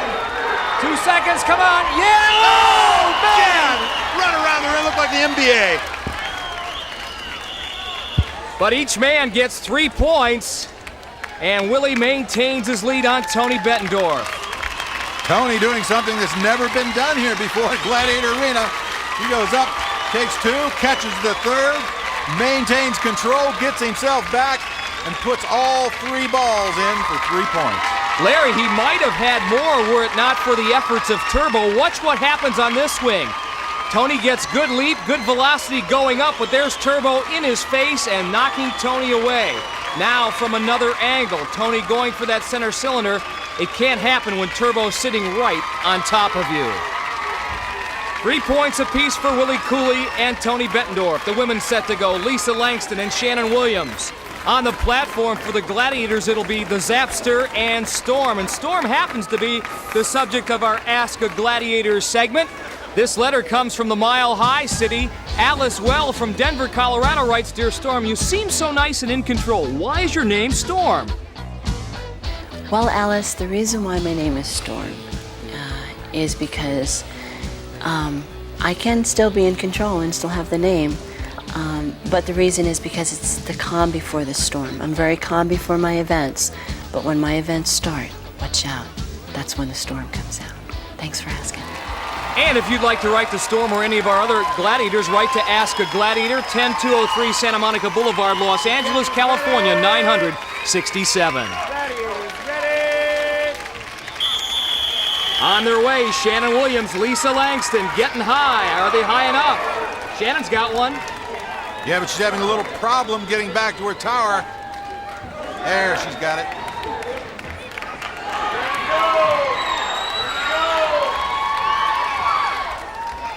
Shannon going high, Storm and Zap going higher.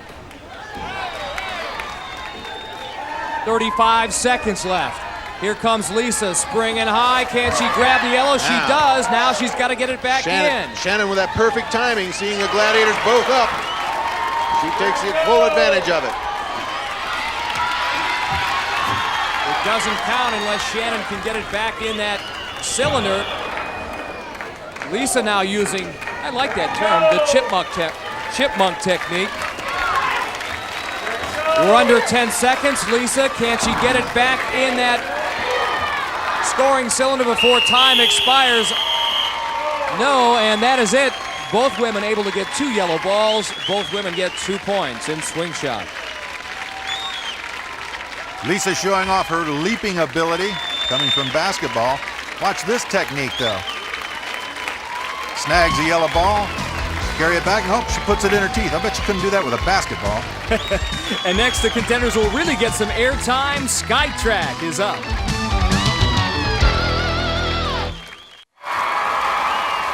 Our fans pumped up here at Gladiator Arena for our next event, and there it is, our 7-ton race course suspended from midair.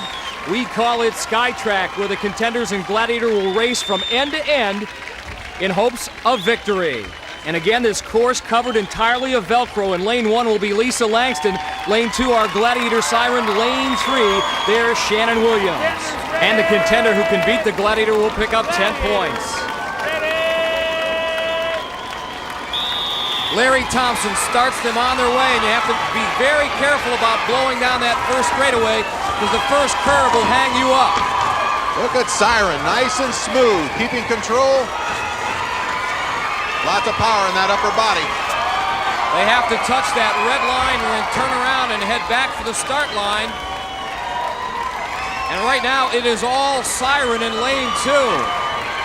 Should mention that the first contender across, if they both get beat by our Gladiator, will get 5 points. Right now that contender looks to be Shannon Williams. Siren, look at Siren's form.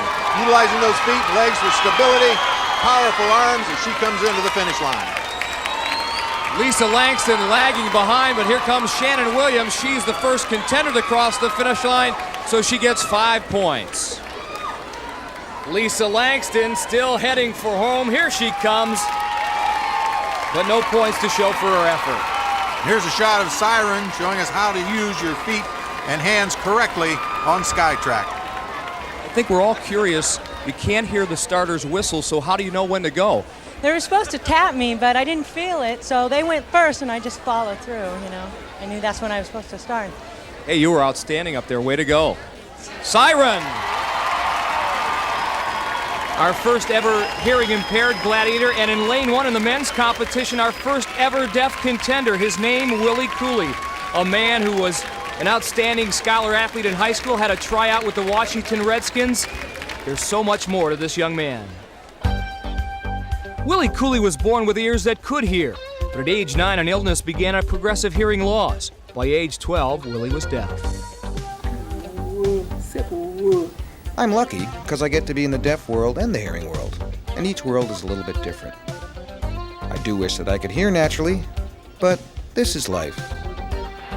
Athletics have always kept Willie going. 1981 and 1985, he took part in the Deaf Olympics, winning a total of 4 gold medals and 1 bronze in track events. His actions speak to deaf people everywhere. Whatever it is that you want to be or become, always set your goals and do it. And don't give up. Willie comes from a big family in suburban Washington, D.C. My name is Willie. My brother's name is Willie. My father's name is Willie. So how do they tell one Willie from the other? My family made a name for me and my brother because it's very confusing to have everybody named the same name. So my father decided to call me Joe, and he calls my brother Buck. Well, I'm glad his dad can make sense out of it, because I sure don't. Call Willie and the whole block comes. Willie again in lane 3. There's our Gladiator Saber. He's in the middle. And Tony Bettendorf will be in lane 1. And to start, Willie will have to respond to referee Larry Thompson's visual cue. Tony comes out fast. Tony's utilizing his feet, keeping his body at the right angle. Willie's still using just his arms, and because of that, he's spinning out in the curve. Tony the first to reach the turnaround point. Saber catching up. Again, if both contenders beat our Gladiator, the first man across will get 10, the second one across 5. It looks like Tony Bettendorf will get the 10. Now, can Willie Cooley get the 5, or will Sabre beat him to the punch? Let's find out. The final turn. This could be close. Sabre edges Willie Cooley at the finish line. Tony Bettendorf will get 10 points, however, extending his lead at 22-15. In a moment, a more earthly pursuit. This man, Tower, has Gladiator Arena pumped up because next event for our contenders here in the second round matchup, our game of hit or be hit. It's called Assault. Our men will start things off. Willie Cooley will be up first. He currently trails Tony Bettendorf 22-15. Again, there are 5 scoring stations. Contenders get points for every weapon they fire. But again, objective numero uno, hit that target and you'll get 10 points. Get ready! Gladiator ready! And a young man from Fairfax, Virginia on his way. Willie's got to pay more attention to that cannon. He runs from point to point. There he's looking upfield the way he should be. 40 seconds left. That one just whizzes over the top of the target. Willie safely to station number 3 now. That one too high. He's got the right idea, just has to bring it down. 25 seconds, he's still alive. Now the crossbow at station number 4. Lets it go, that one wide left. 2 more chances here at station number 5. That one goes sailing over, 10 seconds. Tower just waiting and biding his time, and he hits him with 7 seconds left on the clock. Still a good run for Willie Cooley. He picks up 5 points. Makes the mistake right at Coffin's corner. He got to stay down. So Willie Cooley has closed to within 2 points of Tony Bettendorf, but Tony yet to go here in Assault. He's ready now. We mentioned that he served in Operation Desert Storm as an Army reservist. Here he is outside of his tent. What's pretty neat about this is that he's so ingenious, Larry, he rigged up an air conditioning unit? Well, he found a telephone pole, electric pole, and used the enemy's electricity to keep his place cool. I like that. So while everybody was sweating it out, Tony was staying cool, but he'll feel the heat here on the platform for the Gladiators. It is Tower. Mike, I don't believe that Tony's as fast as Willie in a straight 40-yard dash, but he does have tremendous quickness and reaction time, and that may well be more important in this event than straight-ahead speed. In his preliminary round victory over Elbert Gray, Tony did not have this event as one of the 8, so this is his first go in Assault. 35 seconds left on the clock. That one goes whizzing by the left side of Tower. Oh! Well, credit where credit's due. Tower left the ball right in on his belt buckle, hitting dead center of the body. Tower was about due for a kill. Like I said. Unfortunately, Tony's number came up. Tony never got to station number 3, so he gets 2 points in Assault, and after 5 events, he leads Willie Cooley just by 4, 24-20.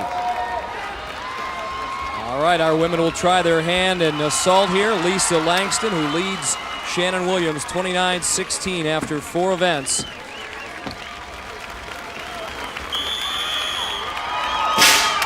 Here's what she has, Mike. She has a long, fluid stride, and that's easy. It makes it easy for the Gladiators to anticipate where she's going to be.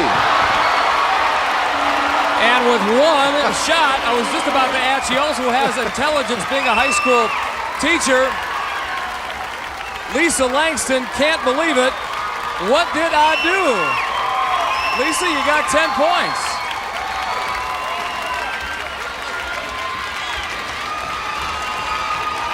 So Shannon Williams has her work cut out for her. She trails now 39-16. Mike, this little gal's a keg of dynamite. It just got diffused. Before Shannon could even get to station number 1 and get a shot off, Electra paid her back. Still, there are 3 more events to come on the American Gladiators and chances for Shannon to score, including our 7th event's crunch time. So stay with us as the American Gladiators continues after this. Just pumping up and getting ready. Stay tuned. Well, how would you like to be in Siren and Sky's shoes? I sure wouldn't.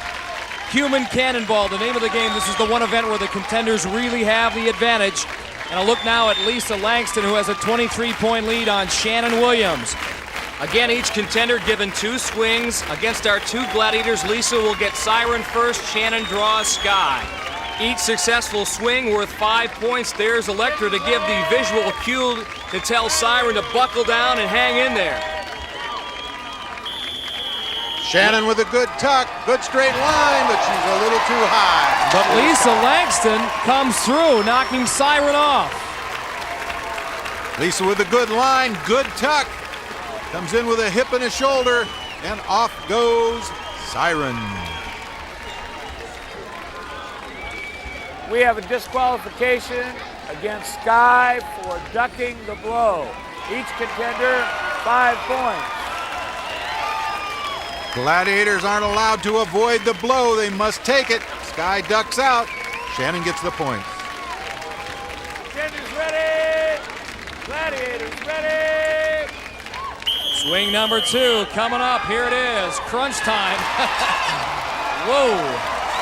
Look at that. Siren and Sky. Shannon with a good tuck, but not with a good line that time. You could tell as she swung back and forth like a pendulum, she was off center a little bit. With 10 points hanging in the balance for Willie Cooley and Tony Bettendorf, Human Cannonball, a very important event. Our 2 Gladiators, Turbo and this man, Viper, who has a unique perspective on competition. If you love controversy, you'll love Viper. I don't like to lose, and that's the bottom line. Forget about it. I don't want to shake his hand. I'd rather rip his head off.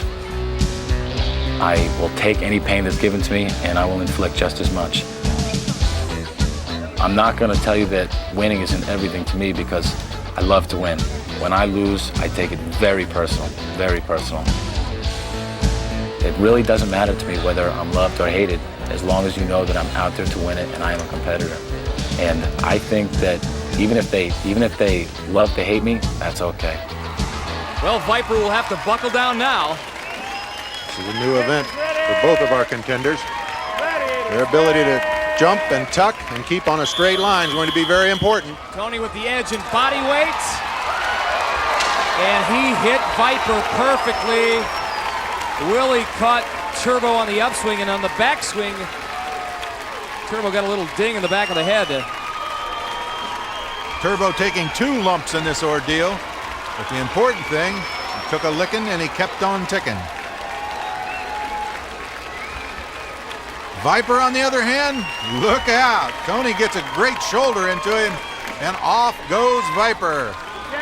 Second swing coming up. Viper better hang tough here or he won't be a happy camper. Another good swing tuck by Tony. Turbo stays up. Great form by Turbo, leaning in just at exactly the right second. Able to neutralize a lot of that momentum by Tony. And Viper did the very same thing against Willie, so Tony walks away with the only points in Human Cannonball. But now the battle really begins. The joust is next.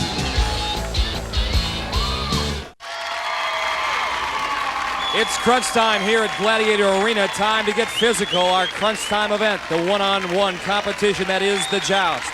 Up first, Tony Bettendorf, who has a 9-point lead on Willie Cooley. Tony this time around draws Laser. In the prelims, Tony was able to last 10 seconds. That was against Turbo. But Laser just as deadly. Tony's girlfriend, Kim Paul. Tony with a good wide stance, returning blows.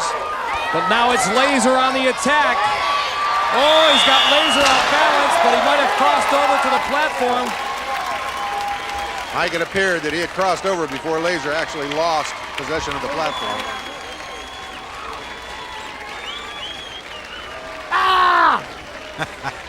Tony not a happy camper because he literally goes to war with Laser, absorbs some terrific blows, delivers a few of his own, but then he has Laser in a position where he thinks he can push him off, and he does, but before Laser loses possession, he steps on the platform and loses. And it is truly crunch time for Willie Cooley. Tony Bettendorf has left the door open. Should Willie be successful in knocking Laser off the platform in the 30-second time limit, he would pick up 10 points and take the lead going into the eliminator. Willie looking for his visual cue from Norman Gallopin, his interpreter who's in the stands. On guard!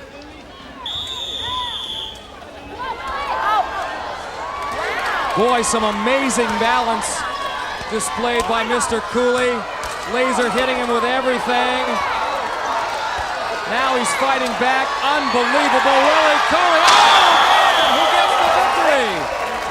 Again, it's Laser because Willie got a little too aggressive and crossed over to Laser's platform, and that is automatic disqualification. But those two guys, a mutual admiration society. Well, Willie gets off to a bad start because he simply can't hear the whistle. But what a tribute to him to maintain his balance through this kind of barrage of shots by Laser. This is one tough competitor to wade through those shots and almost turn this thing around. Norman asked Willie, how difficult is this event for him not being able to hear that whistle and having to rely on your command? It's difficult. It's really hard. I have to watch the Gladiator first of all. That's the most important thing. I can't use any offense. I have to rely on my defense until the whistle blows. Then I wait for the aggressor to go, and then I take off. Laser, I know you have a lot of admirations for that young man. Oh, I sure do. I gave him some good shots, and he just he kept his balance. Boy, he's a great contender. I don't know what else I was going to do. I gave him all I got, and he just stood there. A great competitor. Shake his hand. Give him a hug. Nice match, you two.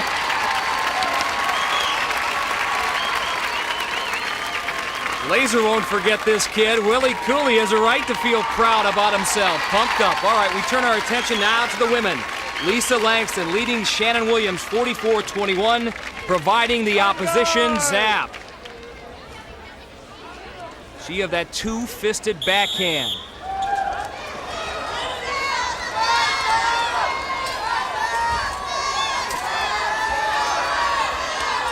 Lisa trying to give Zap some of her own medicine for that backhand move.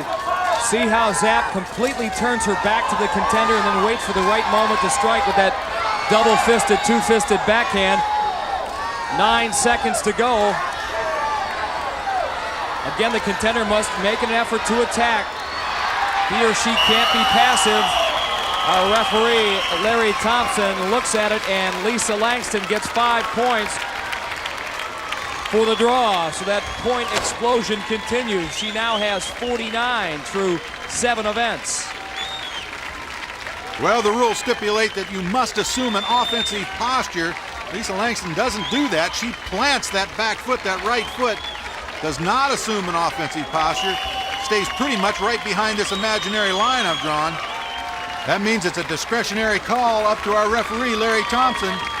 He says, well, she did just enough to get by, therefore picking up the 5 points.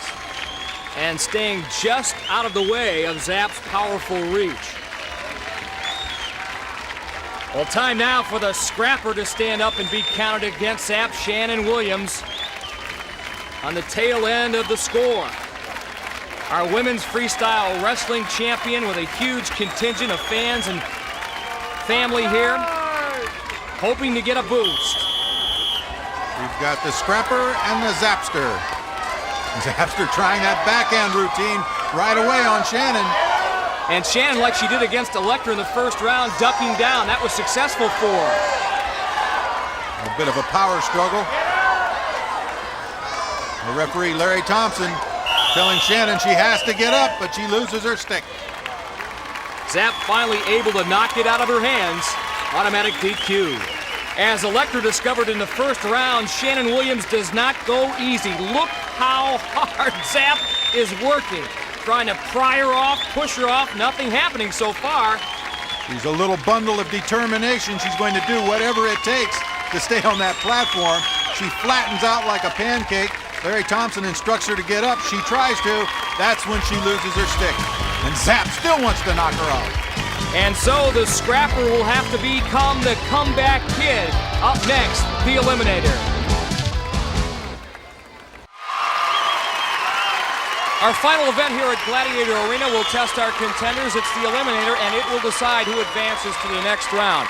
Our women will start things off, and through 7 events, Lisa Langston has been on fire. She has a comfortable 28-point lead on Shannon Williams, but our women's freestyle wrestling champion has plenty of heart. Will it be enough to overcome a whopping 14-second deficit in head start time?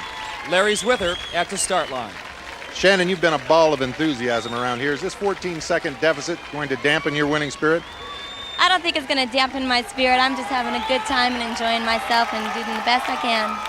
Can't ask for more than that. Good luck. Thank you. All right. Well, Larry, something to consider in the prelims. It was Shannon Williams who turned in the best Eliminator time, 1 minute and 3 seconds. Lisa Langston's Eliminator time, 1 minute and 21 seconds. So certainly Shannon has a good chance. Underneath the hand bike for the Gladiators on course, it'll be Sky and Siren ready to impose a 10-second penalty if need be. And activating the gauntlet, Storm and Electra. The Eliminator is brought to you by Mars. Mars, making life a little sweeter. Again, Lisa Langston, our high school teacher from Arlington, Texas, with that 14-second head start. She smokes the reverse treadmill, now the hand bike. Again, the secret here is to keep those legs moving as well as the arms. Lisa's struggling a bit, but she's finally made it across. Now here comes Shannon Williams. Can she come from behind? Lisa Langston, however, not making any mistakes. Up the cargo net. Lisa Langston goes. Shannon Williams still on the hand bike. One last chance, and this is it for Shannon Williams. She'll really have to cruise up that cargo net.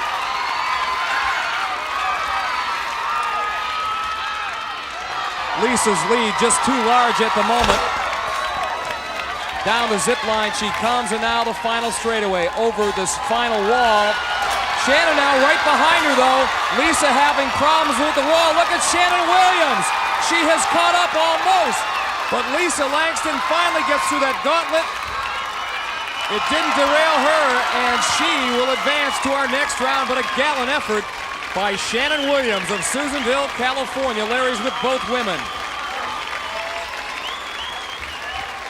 Shannon, you had your opportunity. It looked like you were closing the gap there at the cargo net. Yeah. I was surprised how much I caught up to, but wasn't enough. As it was all day long, Lisa, perfect execution in the Eliminator as well as all the other events. Well, I knew I had to try to go mistake-free because Shannon wasn't going to give up. She's a feisty competitor, and I just gave it my best shot. And your best was good enough to go to the next round. Congratulations. Thank you very much. All right, Mike. And so Lisa Langston, our first contender, first female contender, to advance into our semi-final round here in our first half season. In the men's competition, the first effort deaf contender here on the American Gladiators has inspired us all. Still, Willie Cooley has to come from behind as West Carrollton, Ohio's Tony Bettendorf has a 9-point lead, a 4.5-second head start, and the will to win. Right now, Larry's with Willie and his interpreter at the start line. Willie, you have a 4.5-second deficit. If Tony makes one mistake, will you be able to seize victory? Yes. I'm going to win this one, and I'm staying. This is my day. Positive attitude. Good luck.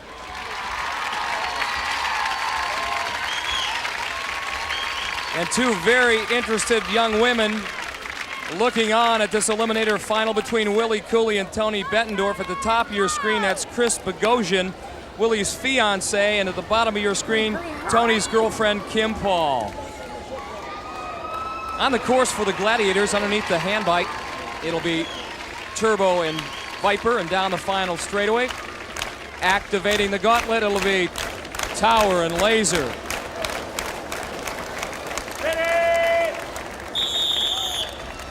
Again, Tony Bettendorf with that 4.5-second head start. Here comes Willie Cooley. This is it.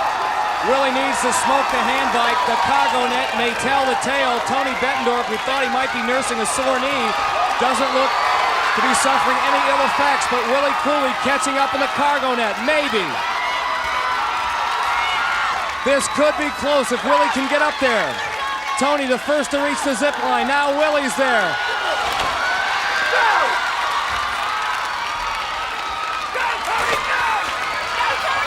Tony down the final straightaway. He was mistake-free. Willie Cooley, try as he might, could not catch up, but I bet you their times will be virtually identical. They are.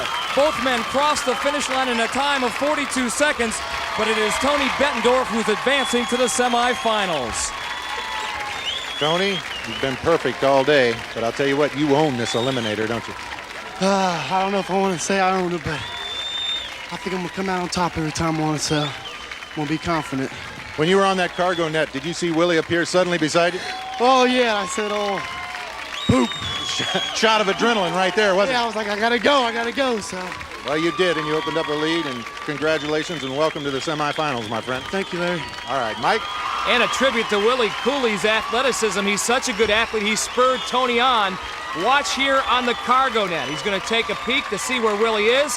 Oh my goodness, he's right next to me. If I don't get it on fast, I could be in big trouble. And watch Tony fly after this.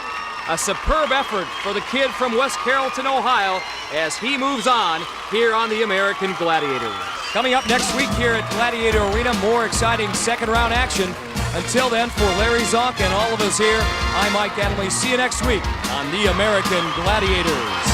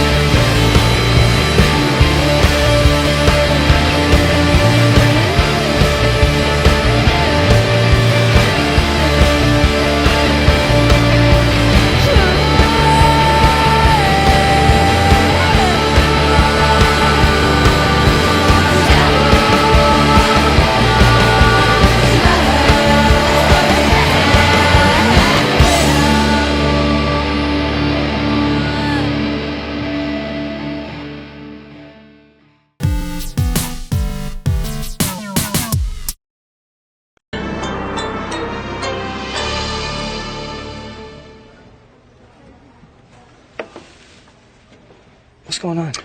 We're putting Ho Young on trial as the masked ninja. How come? He won't tell us where he was. What about Turbo? Turbo was at the academy. His story checks out. So who's on whose side? Olympus, he's prosecuting. He figures Ho Young's guilty. And who's the defense? Tiger Claw. And Turbo's the judge? Well, we figure Turbo hates us all equally, so he's bound to be impartial. Oh. Order in the court. This trial is about to begin.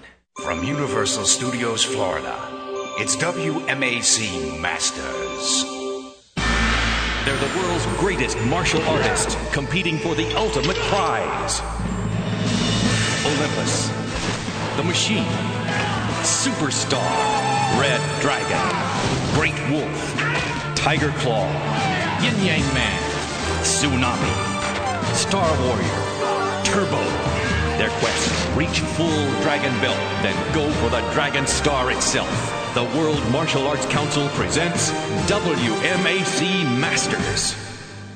Due to the unforeseen outcome of the previous Dragon Star Championship, the World Martial Arts Council has scheduled a rematch for today. Ho Sung Pak, Superstar, reigning champion. Hakeem Alston, The Machine, challenger.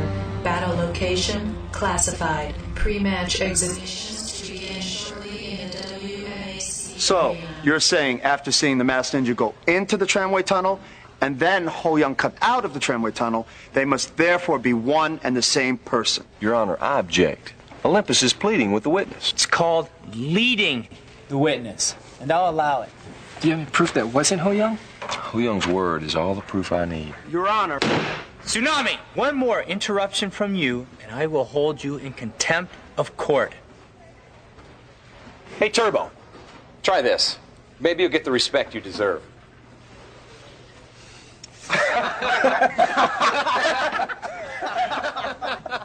Tracy, if we may continue. Tracer. It's Tracer. No one calls me Tracy. All right, Tracer. What's your discipline? That's classified. Come on, soldier. No one's discipline's classified. How about the truth? You can't handle the truth. Look. Didn't you hear about my initiation? Would have been career suicide for any of you to try to do what I did. But then again, you're not Tracer Sweatham. Before the Grand Masters of the World Martial Arts Council, Tracy Sweatham, key symbol, Tracer, shall demonstrate his form, Army of One, utilizing elements from each of the major martial arts disciplines.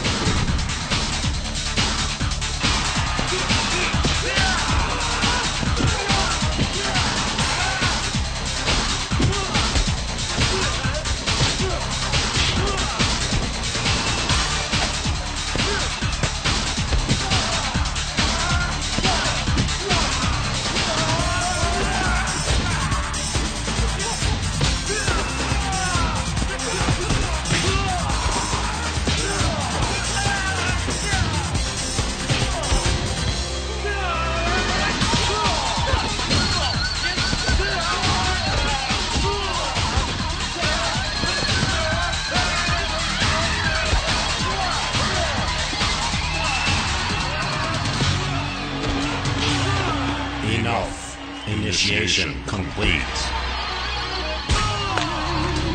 Master status is hereby bestowed upon Tracy Sweatham, key symbol, Tracer.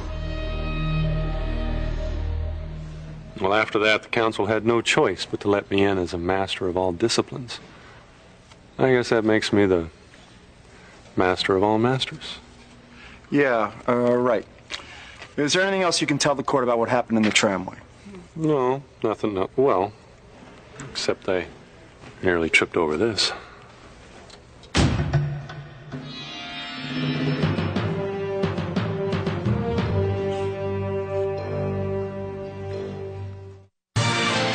WMAC Masters will be right back.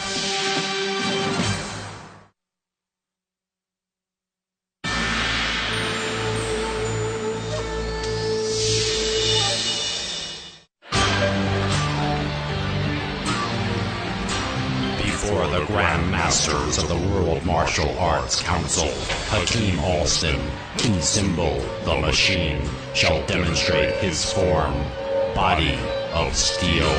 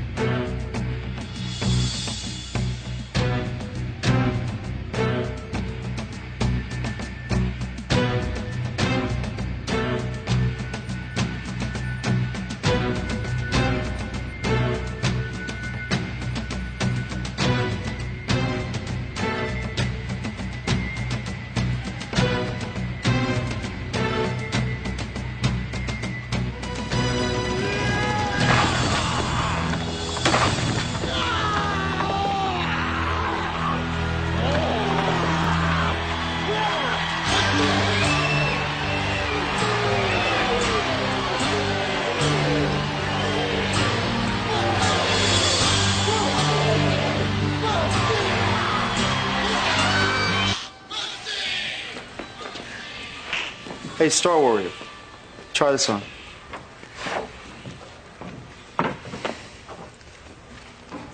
Go ahead. Show him, Ho-Young.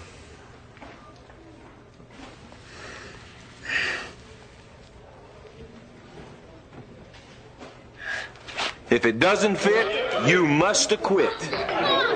Oh, great. Johnny Lee Cochran to the rescue. Order in the court! Tiger Claw, Olympus, approach the bench. Both of you forgot to call one key witness that could tell you where Star Warrior was. What are you talking about? Star Warrior was with me at the academy. You guys are so busy accusing each other, no one bothered to ask. Man, Ho-Young, sorry if I really doubted you. Masters of the World Martial Arts Council, Ho Sung Pak, key symbol, superstar, shall demonstrate his form, balance of power.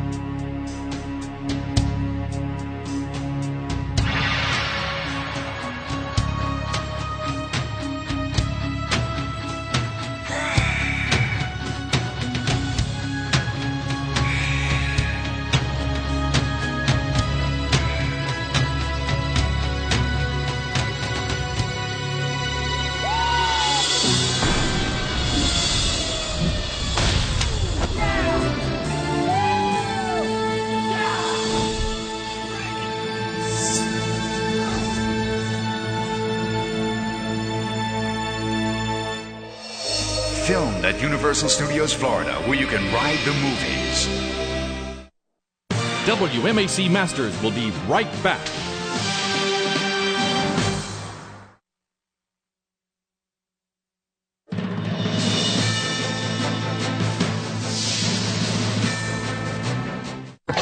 Please stand clear. Cylinder is rising. Please stand clear. Cylinder is rising. Please stand clear. Cylinder is rising.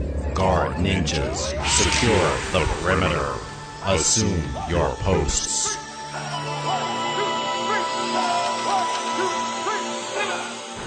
At this time, the athletes have been directed down to the Arena Rapid Transit System. Hakeem Alston, key symbol, the machine, martial arts discipline, kickboxing, dragon belt status, full. Ho Sung Pak, key symbol, superstar, martial arts discipline, kung fu, status, Dragon Star, champion. The Dragon Star rematch shall take place here at the main underground terminal. Observe the large Dragon Star replica at the opposite end of the station. You have both been given power modules of your key symbol. The first to place his module within the corresponding compartment becomes Dragon Star champion. Use whatever means necessary. The competition will conclude only when there is a winner. There are no other rules. Superstar, do you comprehend the rules? I do. Machine, do you comprehend the rules? I do.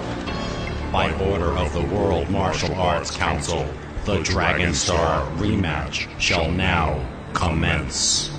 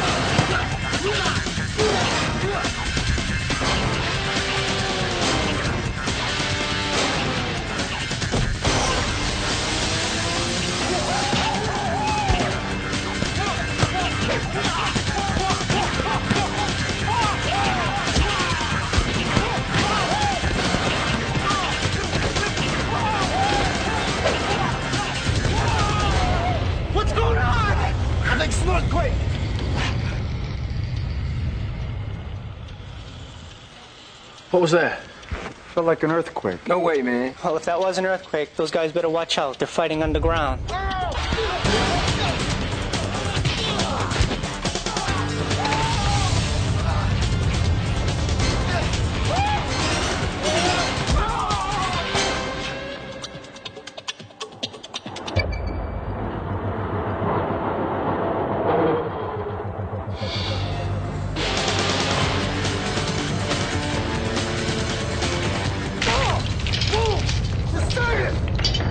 Hakeem!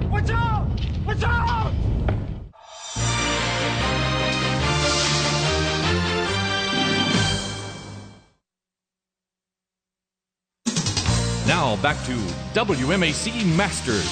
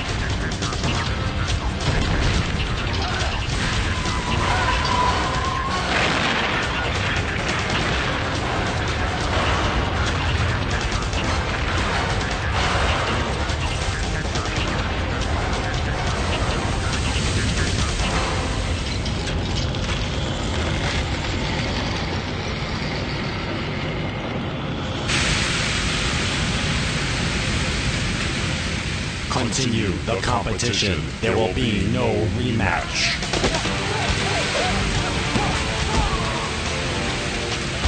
System malfunction. Water main shutoff valve. System malfunction. Evacuate sectors 8 through 10. System malfunction. Water main shutoff valve. Evacuate sectors 8 through 10.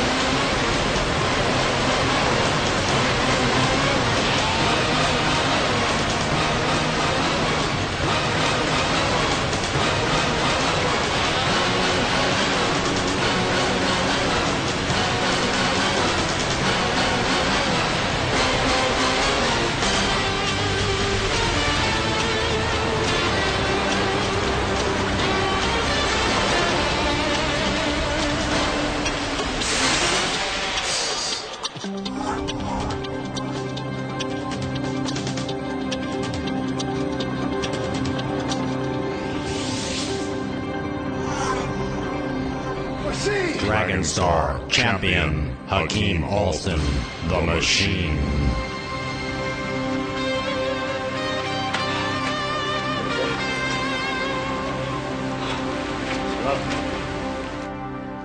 All right, way to go, Machine! That was the toughest match I ever seen. Hey, Chameleon, you okay?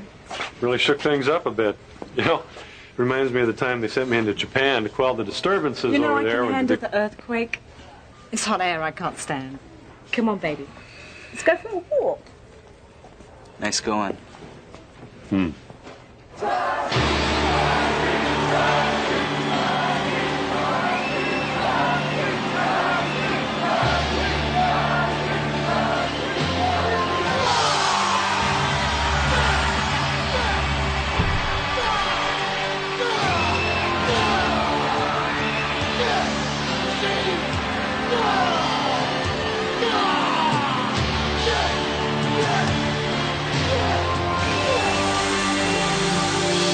For centuries, the Dragon Star has stood for that which is pure and good about the martial arts. Today, one man has earned the honor to be deemed the world's greatest martial artist, the new Dragon Star champion, Hakeem Alston, the Machine.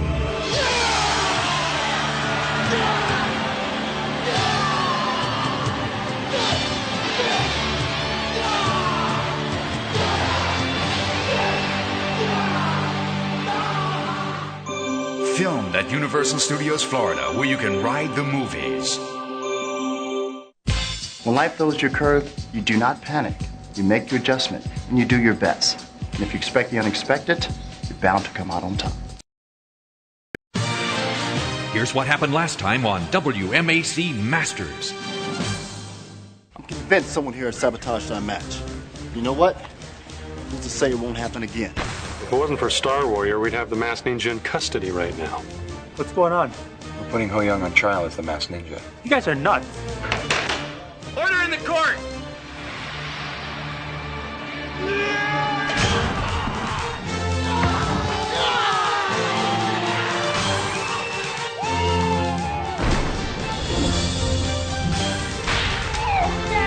Both of you forgot to call one key witness that could tell you where Star Warrior was. What are you talking about? Star Warrior was with me at the academy. The Dragon Star rematch shall now take place at the underground transit system.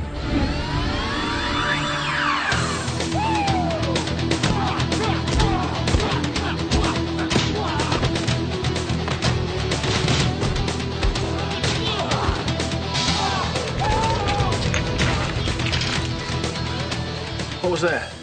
Felt like an earthquake. Those guys better watch out. They're fighting underground. Watch out!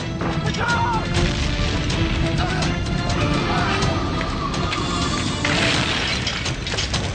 System malfunction. Water main shutoff valve. System malfunction.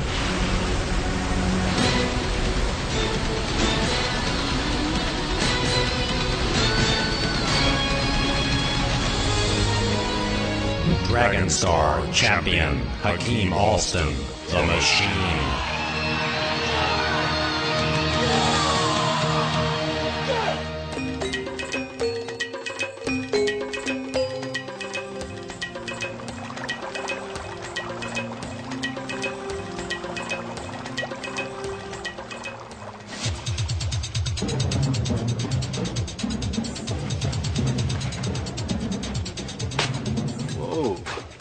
Nice shot. What's up?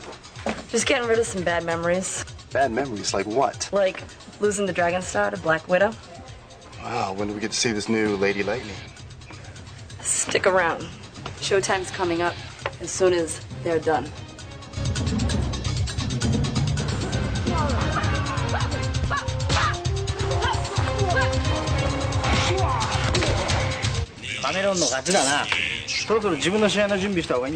Cyclone said Chameleon's about to win. You better hurry up and get ready for your match. Okay, guys, help me out.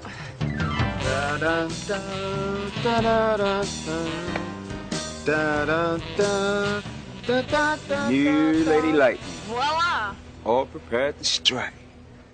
They're the world's greatest martial artists competing for the ultimate prize.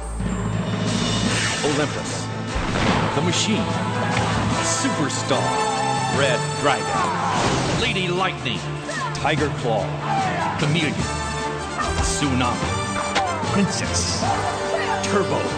Their quest, reach full dragon belt, then go for the Dragon Star itself.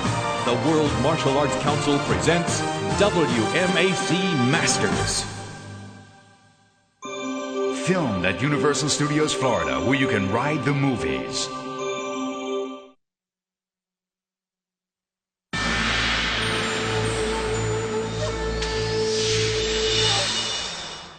Will Lady Luck change for Lady Lightning? Film at 11.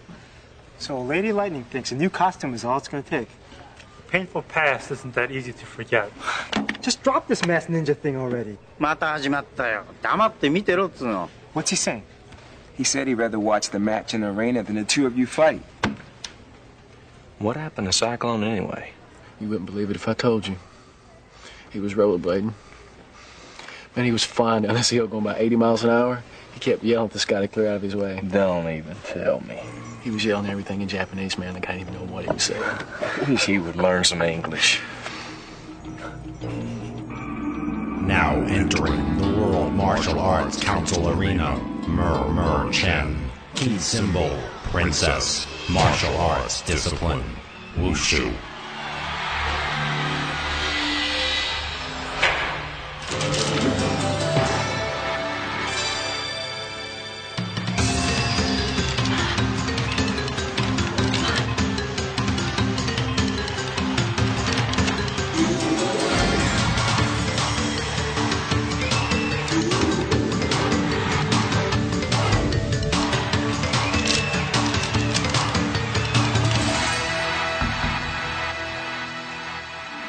Now entering the World Martial Arts Council Arena, Christine Rodriguez. Key symbol, Lady Lightning. Martial Arts discipline, Kenpo.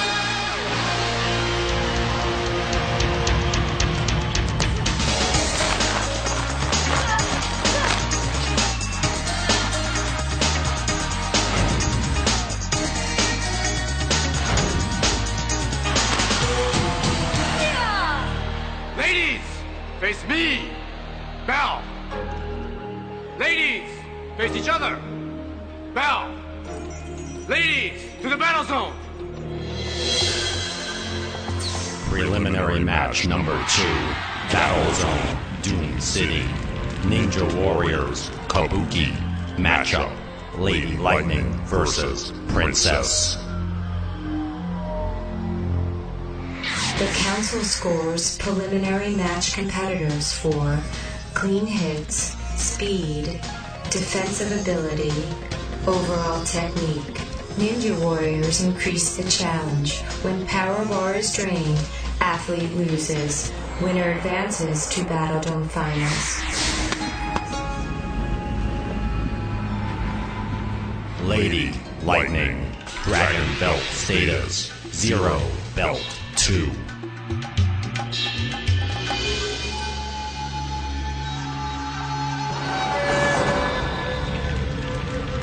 Princess, Dragon Belt status 5.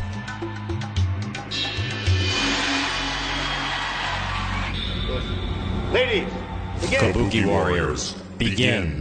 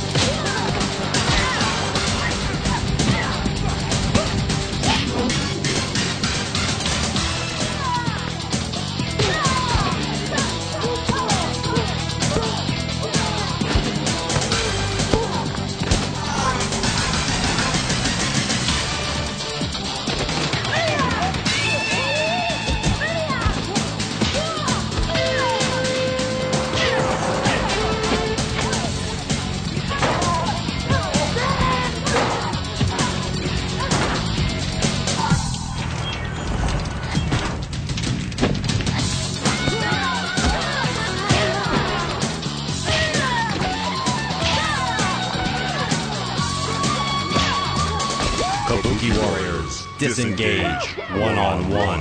Begin.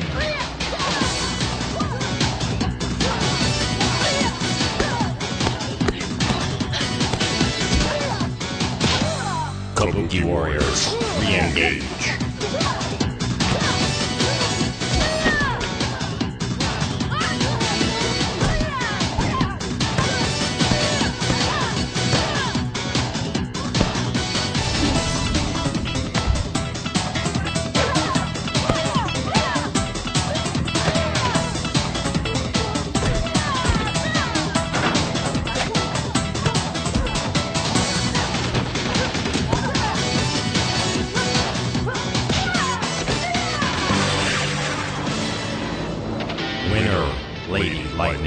Proceed to Battle Dome Finals versus Chameleon.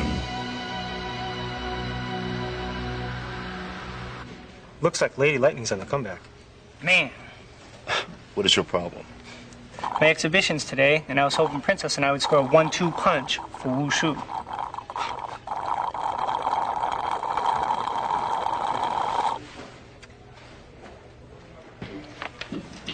Don't sweat it, Yin Yang. Maybe you'll flub your Master Blaster today and still make it a double. 1, 2. Don't count on it, Tracy. Nobody calls me Tracy. It's Tracer. Yeah, I know.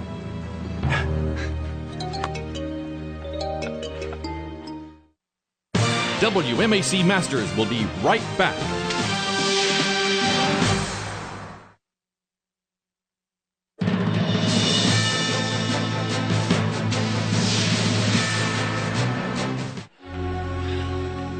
For the WMAC Master Blaster Performance Competition, Richard Brandon, key symbol Yin Yang Man, shall now demonstrate his expertise in the non-violent usage of the historic weapons of Wushu. Broadsword, also known as the Tiger, swift, fierce, and forceful.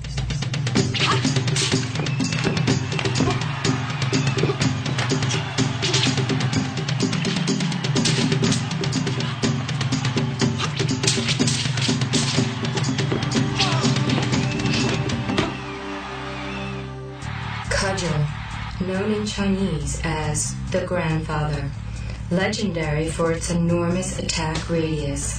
Both ends of this large staff may be used for attack.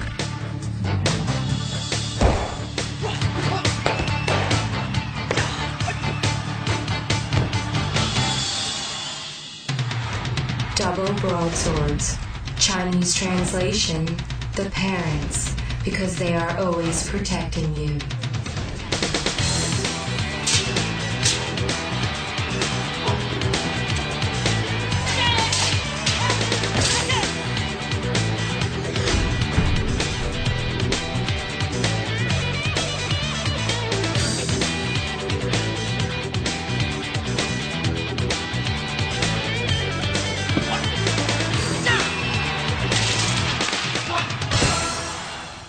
Three-section cudgel. Centuries ago, a great Chinese warrior broke his beloved staff in battle, then created this powerful new weapon from the pieces.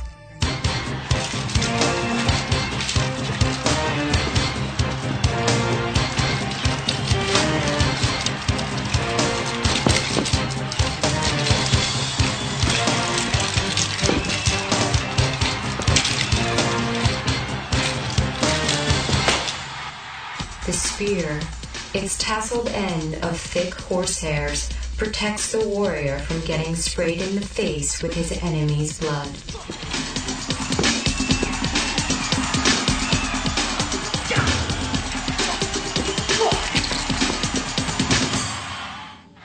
Quan Do, General Quan Yu's weapon of choice for horseback battles. Double-ended and deadly. It used to weigh over 150 pounds.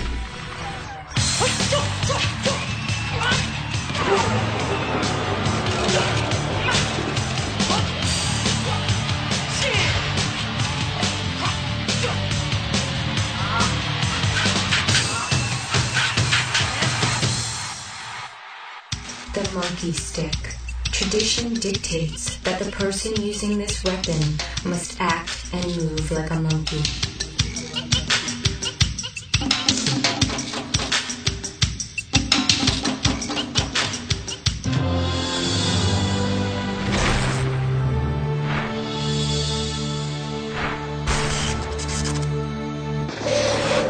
Richard Brandon Yin Yang Man completes his form, the historic weapons of Wushu.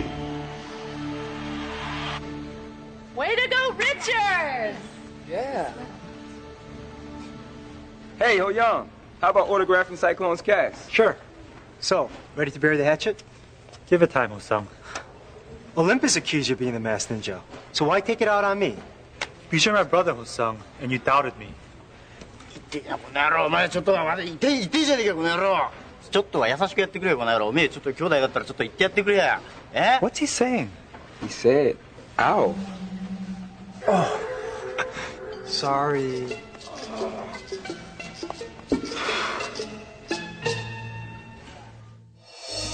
Filmed at Universal Studios Florida, where you can ride the movies.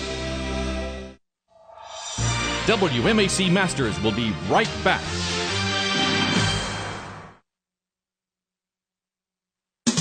Now back to WMAC Masters.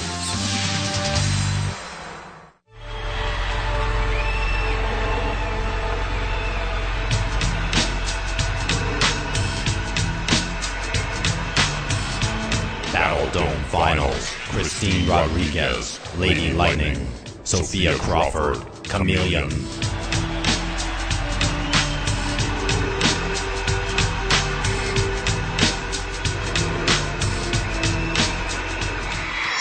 Athletes have 2 minutes to accumulate points by forcing opponent into frame of cage. Ninjas attack without bias if ordered into Battle Dome. Ninja clothing specially treated to render them invisible to Dome's electro-sensors, which will activate from the slightest touch from either competitor, resulting in a point for his opponent. If score is tied after 2 minutes, match continues as sudden death.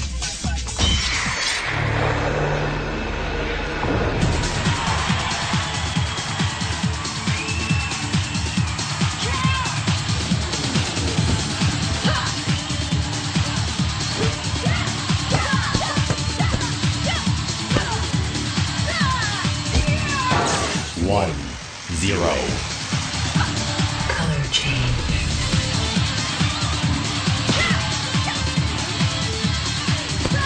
Ninjas penetrate the dome.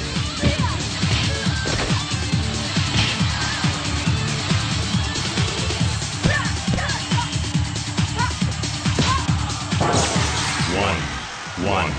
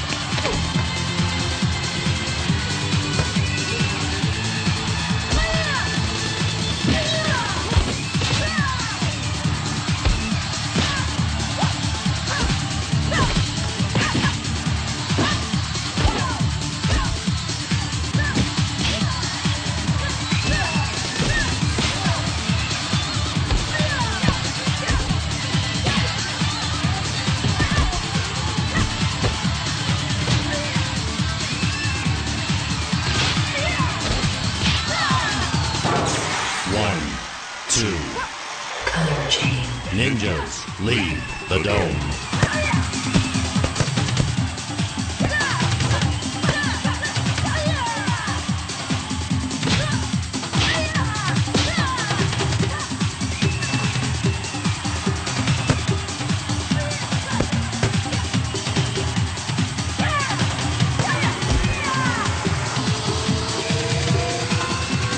Winner, Chameleon.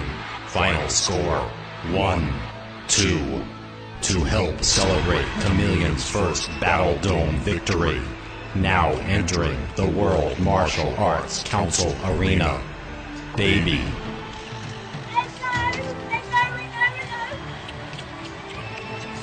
Did you miss me? Did you miss Mama?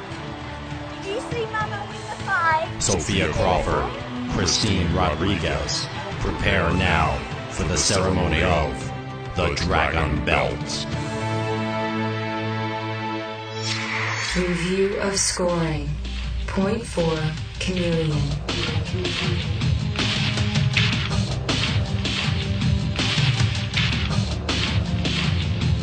Point for Lady Lightning.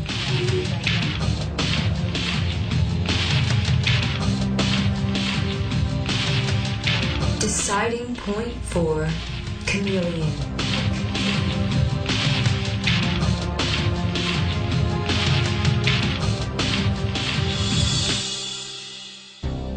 By order of the World Martial Arts Council, today's winner, Sophia Crawford, Chameleon, representing Kung Fu, shall receive the key symbol of her opponent, Christine Rodriguez, Lady Lightning, representing Kenpo. Hear now the ceremony of the Dragon Belt.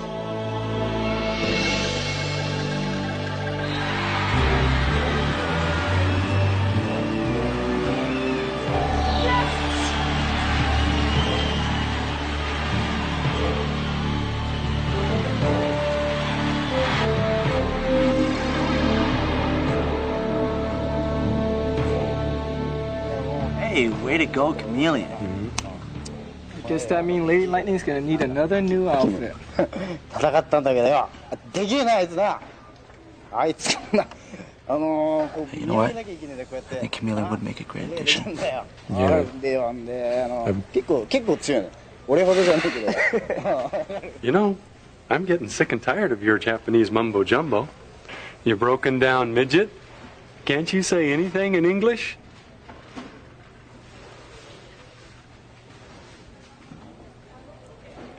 Get out of my face, Tracy.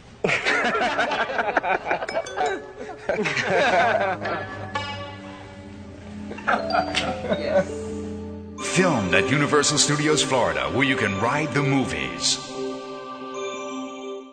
Have you ever heard the saying, you can't judge a book by its cover? Changing your appearance, that won't make you a winner. Work on developing what's in here and here. That's what counts. Hey, I like my new costume, but it's practice that makes perfect.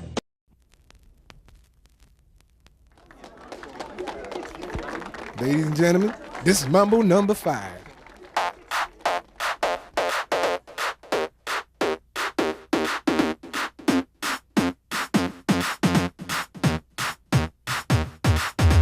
One, two, three, four, five. Everybody in the car, so come on, let's ride to the liquor store around the corner. The boys say they want some gin and juice, but I really don't wanna be a buzz like I had last week.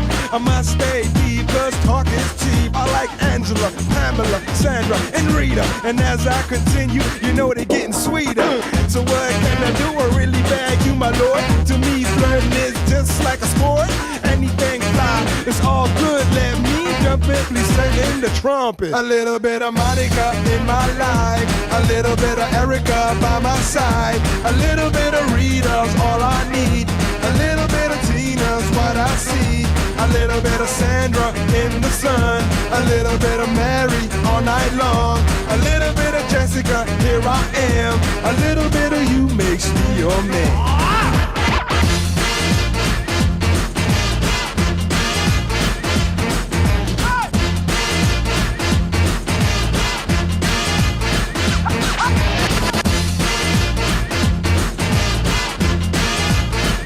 Mambo number 5.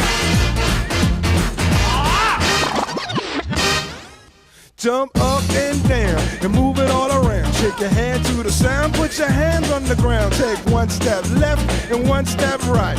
One to the front and one to the side. Clap your hands once and clap your hands twice. And if it looks like this, then you're doing it. A little bit of Monica in my life, a little bit of Erica by my side, a little bit of Rita's all I need, a little bit of Tina's what I see, a little bit of Sandra in the sun, a little bit of Mary all night long, a little bit of Jessica, here I am, a little bit of you makes me your man.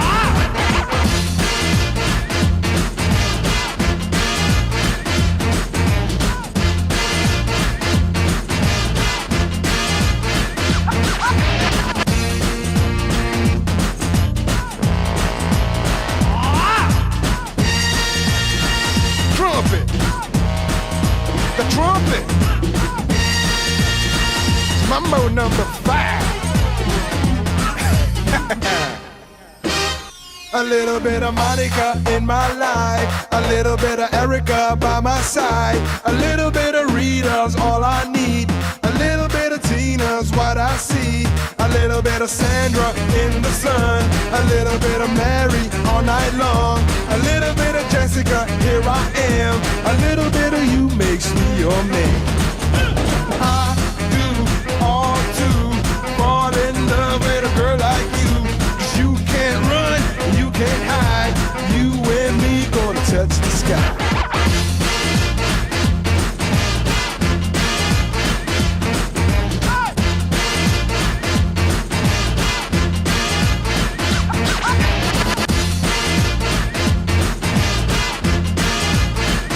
Mambo number 5.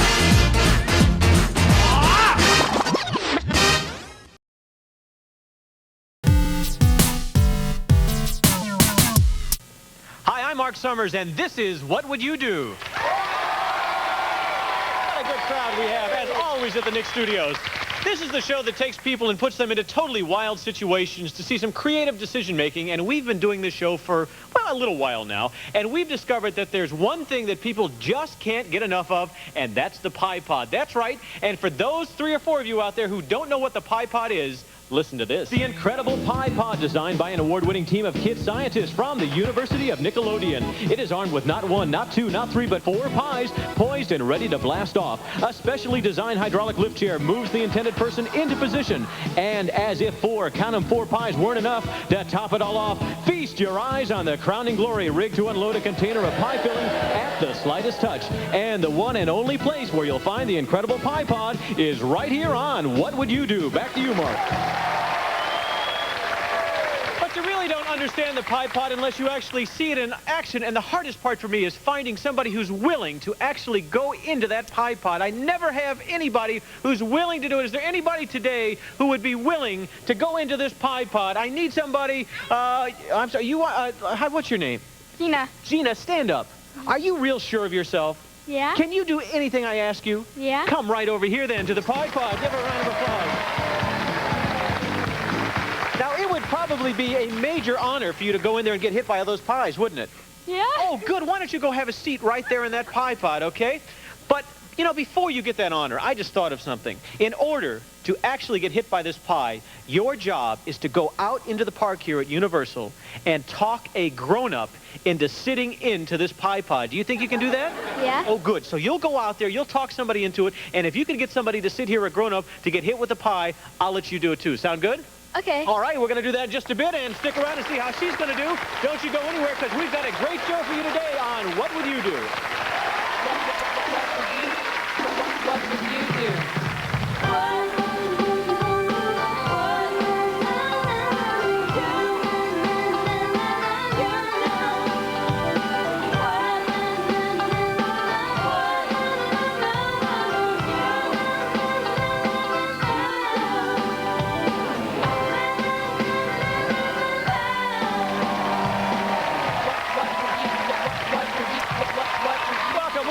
Time here on What Would You Do? I just noticed something. Could you stand over here a minute, sir? Just for a second. I just found this interesting. Right over here. What would you do, audience, if I asked you to wear this outfit? Look at this. This is... Now, it looks like you... I'm not sure what. Now, is this your own idea? A little bit. Yeah. Now, you wore the stripes there, and then you have these shorts, and I like the sparkly... Yeah, what do you do for a living, sir? I'm a chemical operator. A chemical operator. All right, sit down. I'm sure that you are. Let me see. I'm looking for a gentleman. You know, you need somebody to sit in the Pie Pod again, now that we know what it is. Now, you're raising your hand. What's your name, sir? Josh. Josh, come right with me. I'd like you to have a seat in the Pie Pod as well. Give him a round of applause, folks. We're going to get him in here. And have you seen this thing demonstrated? Yeah. Oh, you have? So you know all about it, and you have been waiting a long time to get hit by these pies, haven't you? Well, you stay right there, because before we go any further, I would like you folks to meet a monster makeup expert, and his name is Lee Grimes. Please welcome him. Hi, Lee.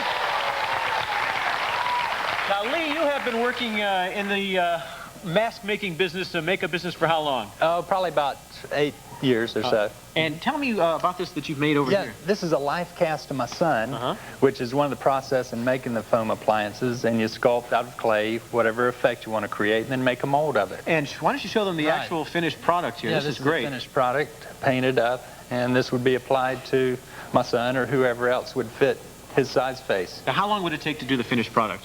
Probably 2 hours to apply. 2 hours. And you've been working about 2 hours today with 3 young ladies, and I would like to show them to you, audience, so here they come.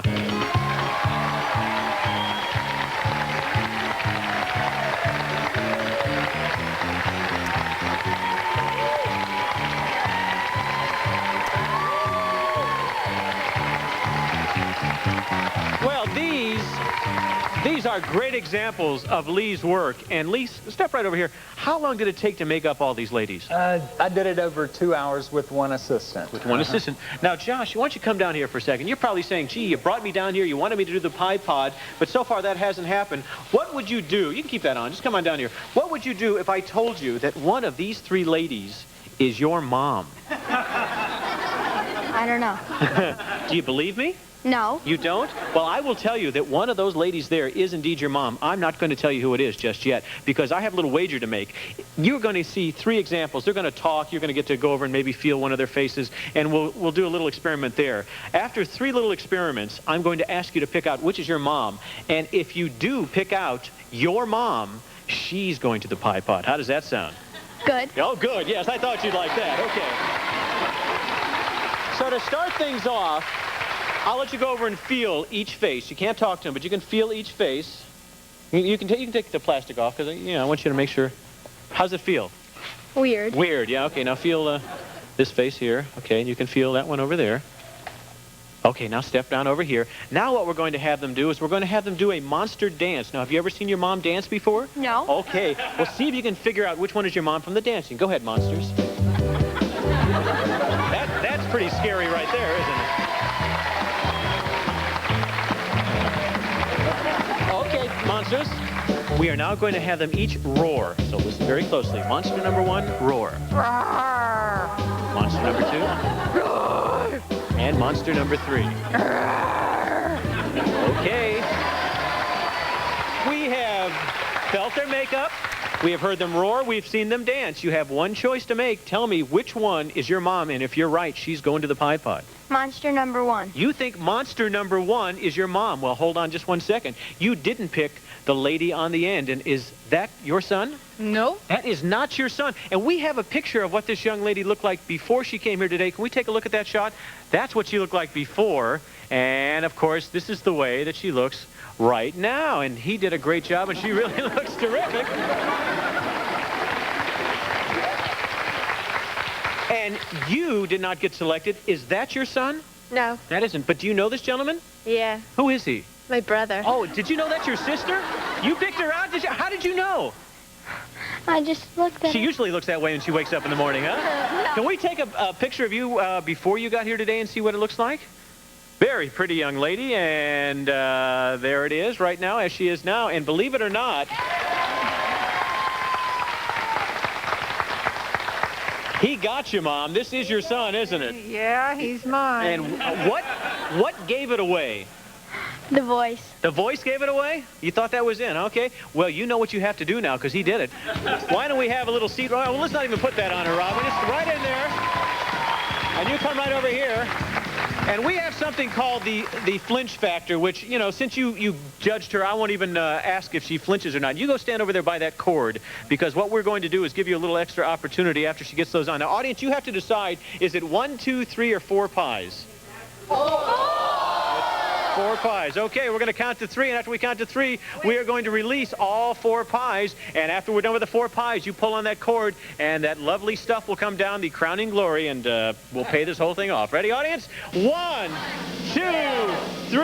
Here goes the first pie. Oh, you missed on that one. There's 2. Can we get... Oh, there we go. There we go. And let's pull on the cord. Yes! You don't get much better than that. You know, what would you do if somebody asked you to try a strange new food product? Well, we're going to find out what some people did. Plus, we're going to see how our Pie Pod salesman is doing when What Would You Do returns. Good job. Way to go. Oh, my. She really took it in the face there pretty hard. Well, we also... Oh, yeah, there's the... Yeah, that always feels good. Well, I understand that our young lady whose name is Gina, Gina is outside, and she is trying to convince somebody to sit in the Pie Pod. Gina, can you hear me out there? Yes. Oh, good. Let me hear you go up to some adult and see if you can talk. Have you gotten anybody to do it yet? Not really. Okay, let me hear your approach. Go up to some adult there. Let me see. Do I see some guy there in a big, ugly white hat there? Yeah, go to him. Try that guy. Let me hear you. Hi, would you like to be on Nickelodeon's Pie Pod? Yes. Oh, yes! Do you know what it is? Gina!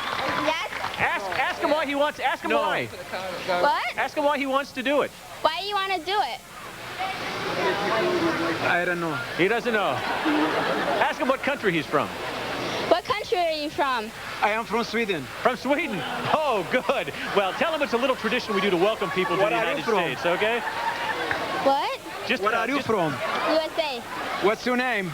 Gina. This man has taken over the show. What's your name? Lost control of my own program here. Okay, tell the man that he doesn't have to audition anymore. Bring him inside, Gina. We'll get to him in just a minute, all righty? All righty, well, let me tell you about my part-time job working at the baseball parks. I got hot dogs, I got hamburgers. Who wants some food here? Who wants some food? Anybody want some food? I got Sylvester Stallone's cheeseburger. Here you go. You want that? How about, what else do we have here? Anybody want Robin Williams spaghetti? You want that? Try that over there. What else we got here? We got Paula Abdul's peanut butter and jelly sandwich. Right there. Hey, what else we got here? Oh, Hulk Hogan's beets, huh? Anybody want Hulk? Right over there. Well, you're probably saying to yourself, what are these things that this man is passing out? They are leftovers, celebrity leftovers. People whose names are on there actually tried to eat this stuff originally, and this is what's left over of the food. Now, what if I told you that you'd have to eat what those folks started to eat? Would you like that? No, you're passing it on to the next person. Well, let me tell you, we are going to take a vote here and see if you would indeed, you know, because it's an idea we thought of selling, maybe making some money on it. Vote 1 if you would absolutely eat some celebrity's leftovers, and vote 2 if you'd say, I don't want to touch anything that's been in the mouth of some other person. and we'll find out how you feel. 1, if you would take a celebrity's leftovers. 2, if you wouldn't, and let's find out. We're saying that not many people seem too thrilled about this. 23% of our audience says they would eat some of this disgusting food, and 77% said that they would not. Well, we wanted to know if celebrity leftovers was a real marketable product, so we set up a display table at Universal Studios in Hollywood, and we asked people to dig in. Here we go, celebrity leftovers, folks. Step right up. Come on, we're doing a live television commercial right here at Universal right now. That's right, folks. We're test marketing some new products for a company called Celebrity Leftovers. You may not be a star, but it doesn't mean you can't eat like one. We have Paula Abdul's peanut butter and jelly, Patrick Swayze's cherry pie. If this menu doesn't make your mouth water, I don't know what will. And it wasn't long before we had our very first taker. And this was Robin Williams' lunch today that he didn't finish. I'm going to stand back. I'm going to hold that for you, and just go for it. Okay. Just whoops, oops, oops. Don't drop it. Gotta eat it all. Gotta eat it all. Go for it. Just dig in. Go for it. Eat it all. This is good stuff. Robin off the top. Next up was a future pro wrestler. And then what's your name? Barney. Barney. Do you like spinach? Uh-huh. Oh boy, we got a good taker here. This is Hulk Hogan spinach. It's not just any spinach. This was Hulk Hogan's lunch yesterday. You never know, Barney. You may grow to be just like Hulk Hogan. Now take a big old spoon of that, Barney, and just stick it in your mouth, and this is good stuff. Oh, Barney, now watch, don't spill it. Now go for it, Barney. Slap it in your mouth there. There you go. Good stuff, Barney. Would you look at that muscle, folks? Barney, your muscle's growing right before my very eyes. If you had to choose from any of these foods, who would your favorite celebrity be? Roseanne Barr's, whatever. Cherry pie? Yeah. You want to try Roseanne Barr's cherry pie? Okay. Okay? Okay. This is a one shot in a lifetime opportunity here. This is it. You know what it was like wrestling this away from Roseanne Barr? Come on. This is a prize. Now take your time. Take it slow. Look at the camera and just this is Roseanne Barr's cherry pie. Okay, go for it. This is your big shot at success. That's not so bad, is it? Pretty good. We got it a week ago. It's still fresh. That's good. Here's a Tony Danza fan. They're here. What's your name? Dina. Well, Dina is going to sample. This is celebrity leftovers. No. This has all been 100% USDA grade inspected, hermetically sealed right after he bit into it. This is great. Okay? Is there something on there? No, that's okay. That's fine. Get up. Okay, Dina. Now just look at the camera and take your gum out of your mouth. Bite. Unless you want bubblegum pizza. What do you think, Dina? Tastes nasty. Tastes nasty? Don't you like pepperoni? Tastes like frozen pizza. No, come on. No, really. This is the worst pizza I've ever tried. Well, obviously, this guy thinks that Sheena Easton's pizza is just a little bit better. This is good stuff. What do you think? Is that good? Tell me how good it is. Is it good?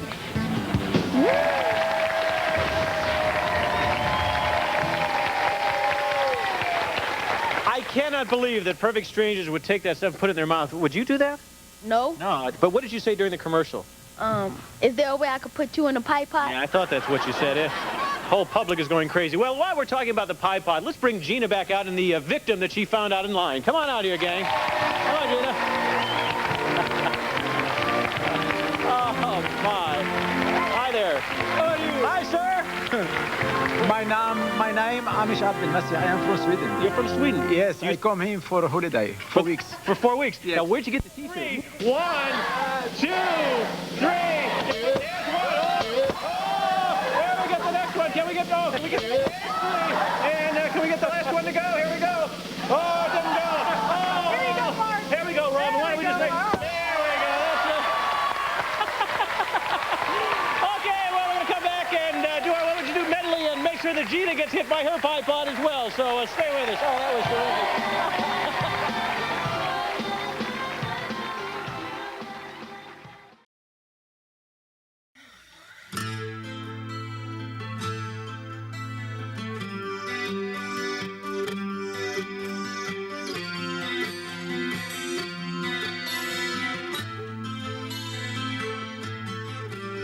Baby, I get so scared inside and I don't really understand. Is it love that's on my mind, or is it fantasy? Heaven is in the palm of my hand and it's waiting here for you. What am I supposed to do with a childhood tragedy? If I close my eyes forever,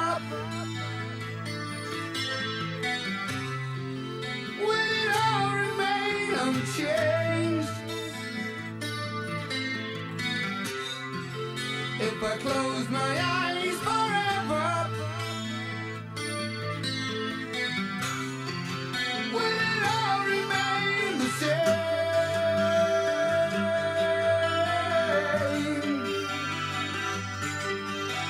Sometimes it's hard to hold on, so hard to hold on to my dreams. It isn't always what it seems when you're face to face with me. And I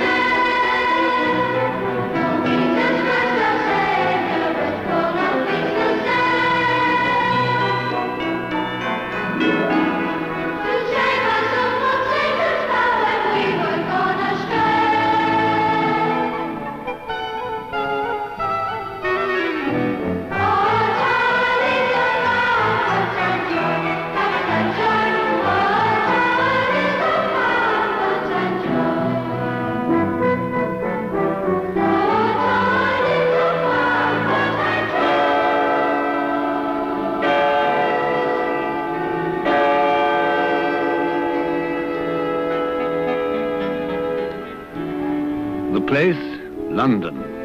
The time, 1843. The season, that of jollity, of festivity and charity. Holly and berries and goodwill to all men, with perhaps one exception. And it is with this exception that we are concerned in our story. The exception is Ebenezer Scrooge.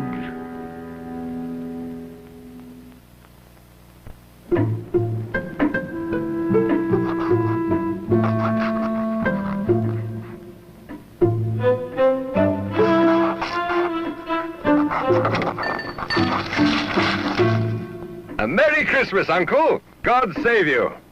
Humbug. Christmas a humbug, Uncle? You don't mean that, I'm sure. Oh, but I do.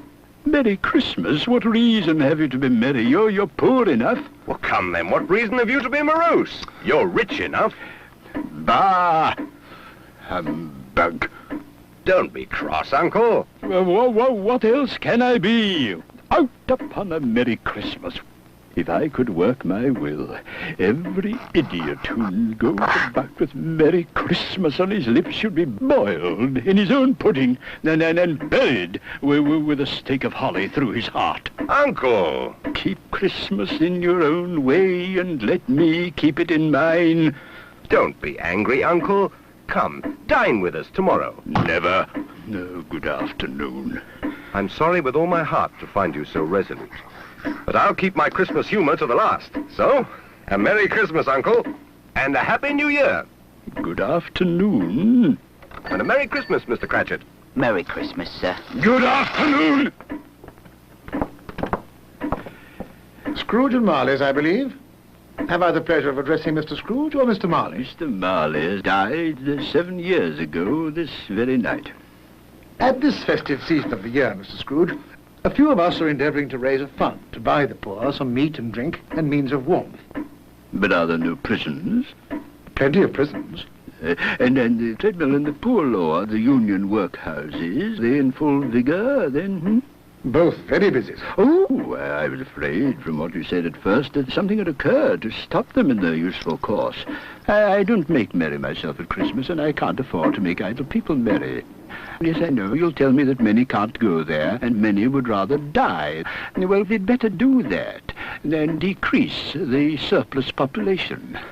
Good afternoon, gentlemen. Good afternoon. You'll want all day tomorrow, I suppose, If quite convenient, sir. It's not convenient, and it's not fair. If I was to stop you half a crown for it, you'd think yourself ill-used, I'll be bound, And yet you don't think me ill-used when I pay a day's wages for no work. It's only once a year, sir. Well, that's a poor excuse for picking a man's pocket every 25th of December. You'll be here all the earlier the next morning. Even the blind man's dog knew old Scrooge and avoided him. Scrooge kept all humanity at a distance and liked it that way.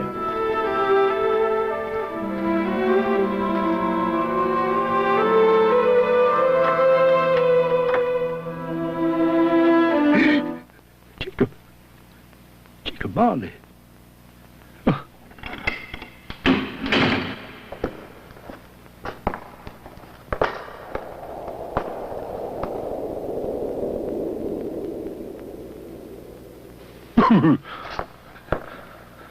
Humbug. Humbug.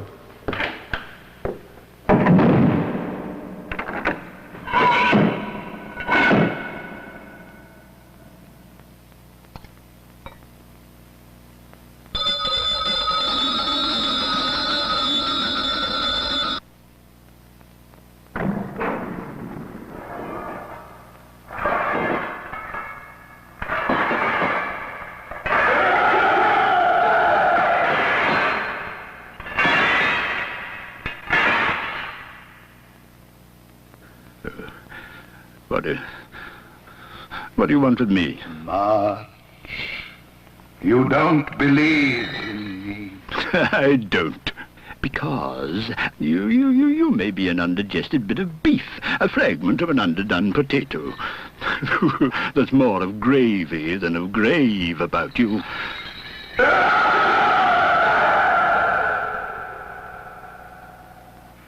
I wear the chain I forged in life.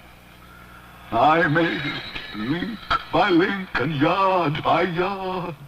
I girded it on of my own free will, and of my own free will I wore it. Now, you were always a good man of business, Jacob. Business! Mankind was my business. Why did I walk through crowds of fellow beings with my eyes turned down, and never raise them to that blessed star which led the wise men to a poor abode? Hear me. I will. I am here tonight to warn you that you have yet a chance of escaping my fate. Ebenezer, you will be haunted by 3 spirits. Expect the first tomorrow, when the bell tolls 1. Expect the second on the next night at the same hour. The third upon the next night, when the last stroke of 12 has ceased to vibrate. The air was filled with moaning phantoms. Their misery was plainly that they had lost the power to interfere for good in human matters.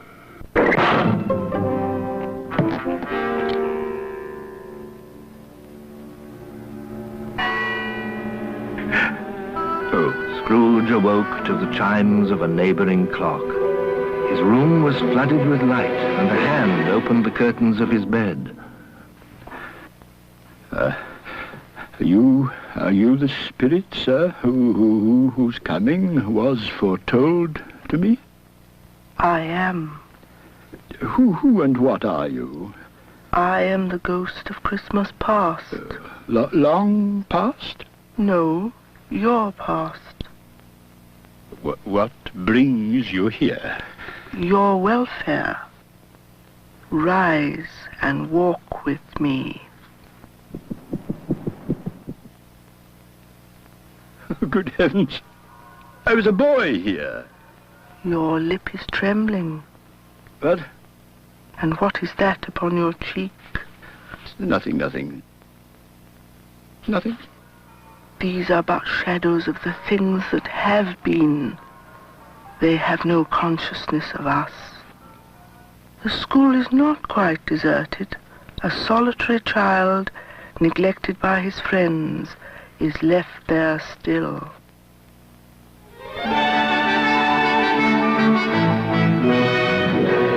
A poor boy. Let us see another Christmas. Do you know this place? Know it? I was apprenticed here. Oh, why, it's old Fezziwig. It's Fezziwig, alive again. Yo-ho, my boys. No more work tonight. Christmas Eve, Dick. Christmas, Ebenezer. Clear away, my lads. Shut up, Ebenezer. Merry Christmas to you. Hey-ho, my lad. Ha-ha! He was very much attached to me.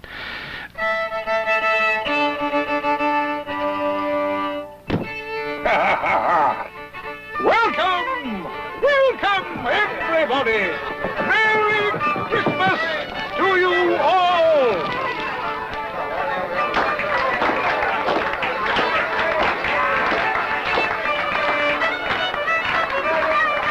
A small matter to make these silly folks so full of gratitude.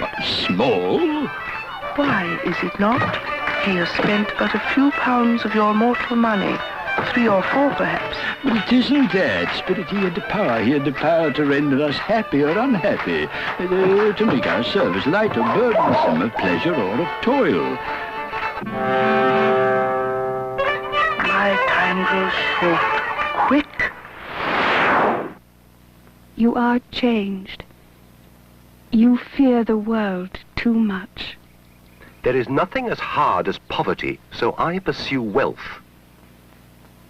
I have seen your nobler aspirations fall off one by one until the master passion, gain, engrosses you.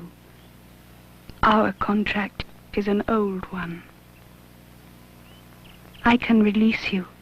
Have I ever sought release? In words? No, never. In what then? In a changed nature, in an altered spirit. May you be happy in the life you have chosen. Spirit, why would you delight to torture me? I told you these were shadows of the things that have been, that they are what they are. Do not blame me. Take me back. Haunt me no longer.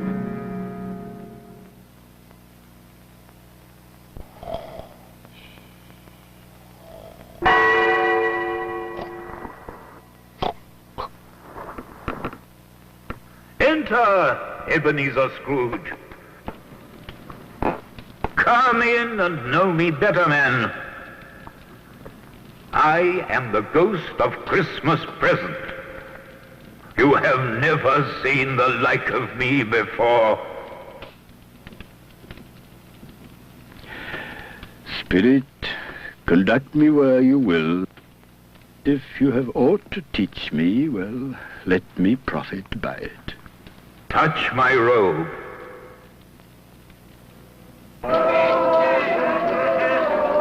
As they walked, the spirit shed from his torch a few drops of good cheer on the passers-by. They stopped to bless the humble dwelling of the Cratchit family.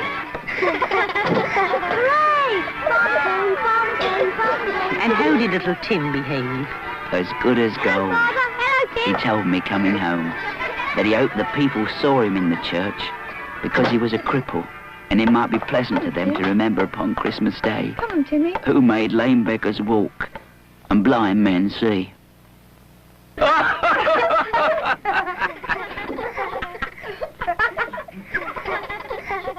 little boy lost in the snow.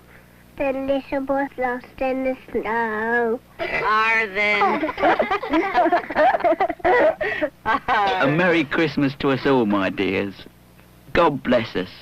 God bless us, everyone. God bless us. God blesses everyone.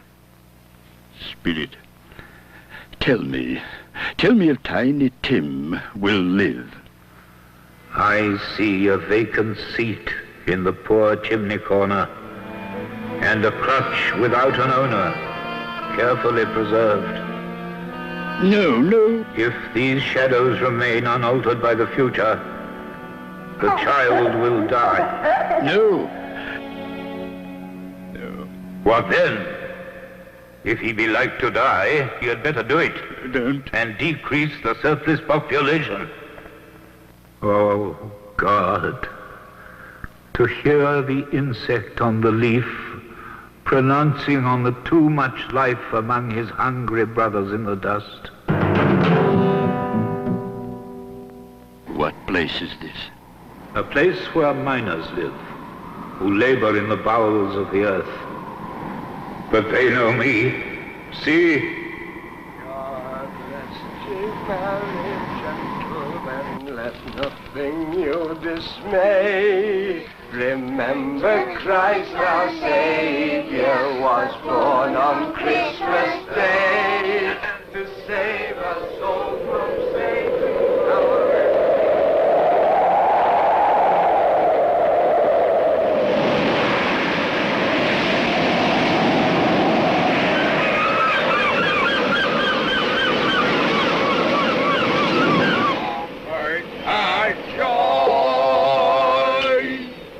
God rest ye merry gentlemen, let nothing you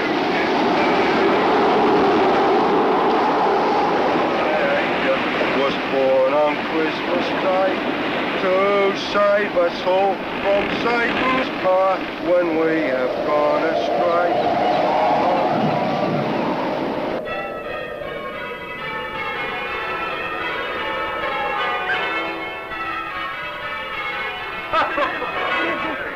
Uncle Scrooge. He's given us plenty of merriment, I'm sure. And it would be ungrateful not to drink his health. And I say, Uncle Scrooge. Uncle Scrooge. A Merry Christmas and a Happy New Year to the old man, whatever he is. He wouldn't take it from me, but may he have it nevertheless. My life upon this globe is very brief. It ends tonight, at midnight. Forgive me, but I see something strange. Look here. Look, down here. Spirit? Are they yours? They are man's, and they cling to me. This boy is ignorance. This girl is want.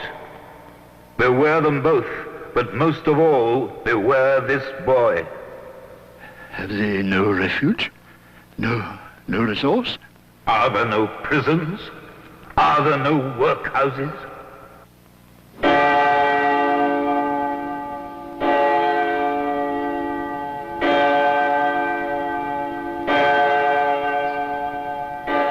I am in the presence of the ghost of Christmas yet to come. You are about to show me shadows of things that have not happened, but will happen in the time before us. Is that so, Spirit?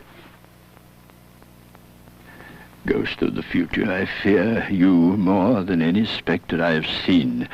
But as I know your purpose is to do me good, lead on, Spirit.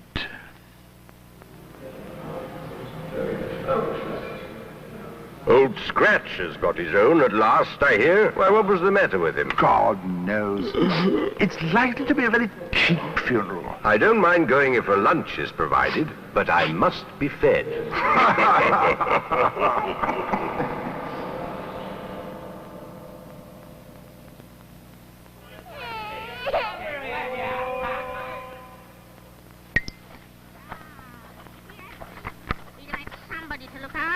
When he was struck with death. Come into the parlour. Come into the parlour. Come into the parlour. Come on. Open that bundle, old Joe. What have we got here, buddy? His blankets. Bed curtains. You don't mean to say you took 'em down, rings and all, with him lying there? Yes, I do. If he wanted to keep him after he was dead, why wasn't he natural in his lifetime? It's a judgment on him. Spirit, I see. Yet I do see. Oh, God, merciful heaven, what is this? Spirit, this is a fearful place. In leaving it, I'll not leave its lesson. Let us go. I understand you, and I would do it if I could, but I have not the power. Spirit, I have not the power. Let me see some tenderness connected with the death. My little child. My little child.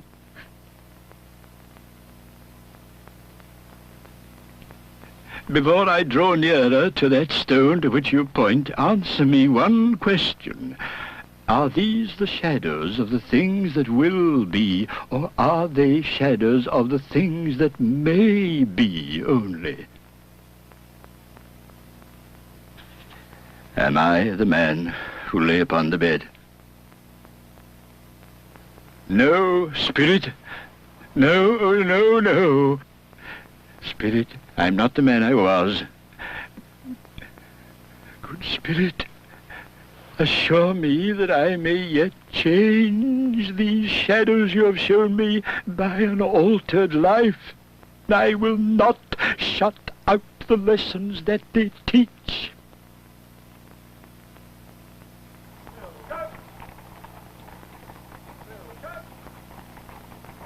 They're not torn down. Look, rings and all. Yes, I will live in the past, the present, and the future.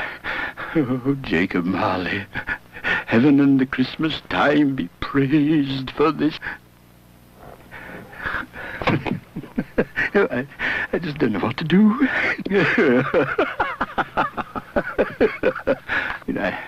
I don't know what day of the month it is. I don't know how long I've been among the spirits. I don't know anything.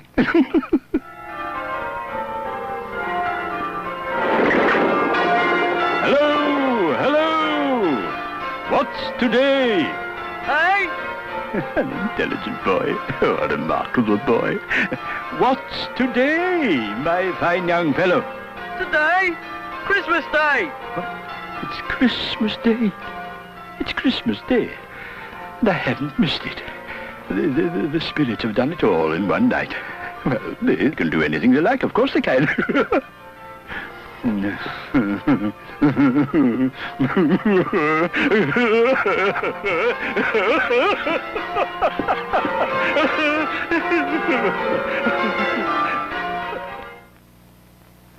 I scarcely ever looked at it before, but it's a wonderful knocker.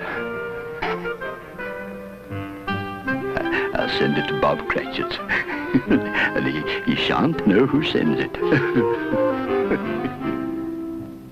My dear sir, how do you do? A Merry Christmas to you, sir. Mr. Scrooge? Yes.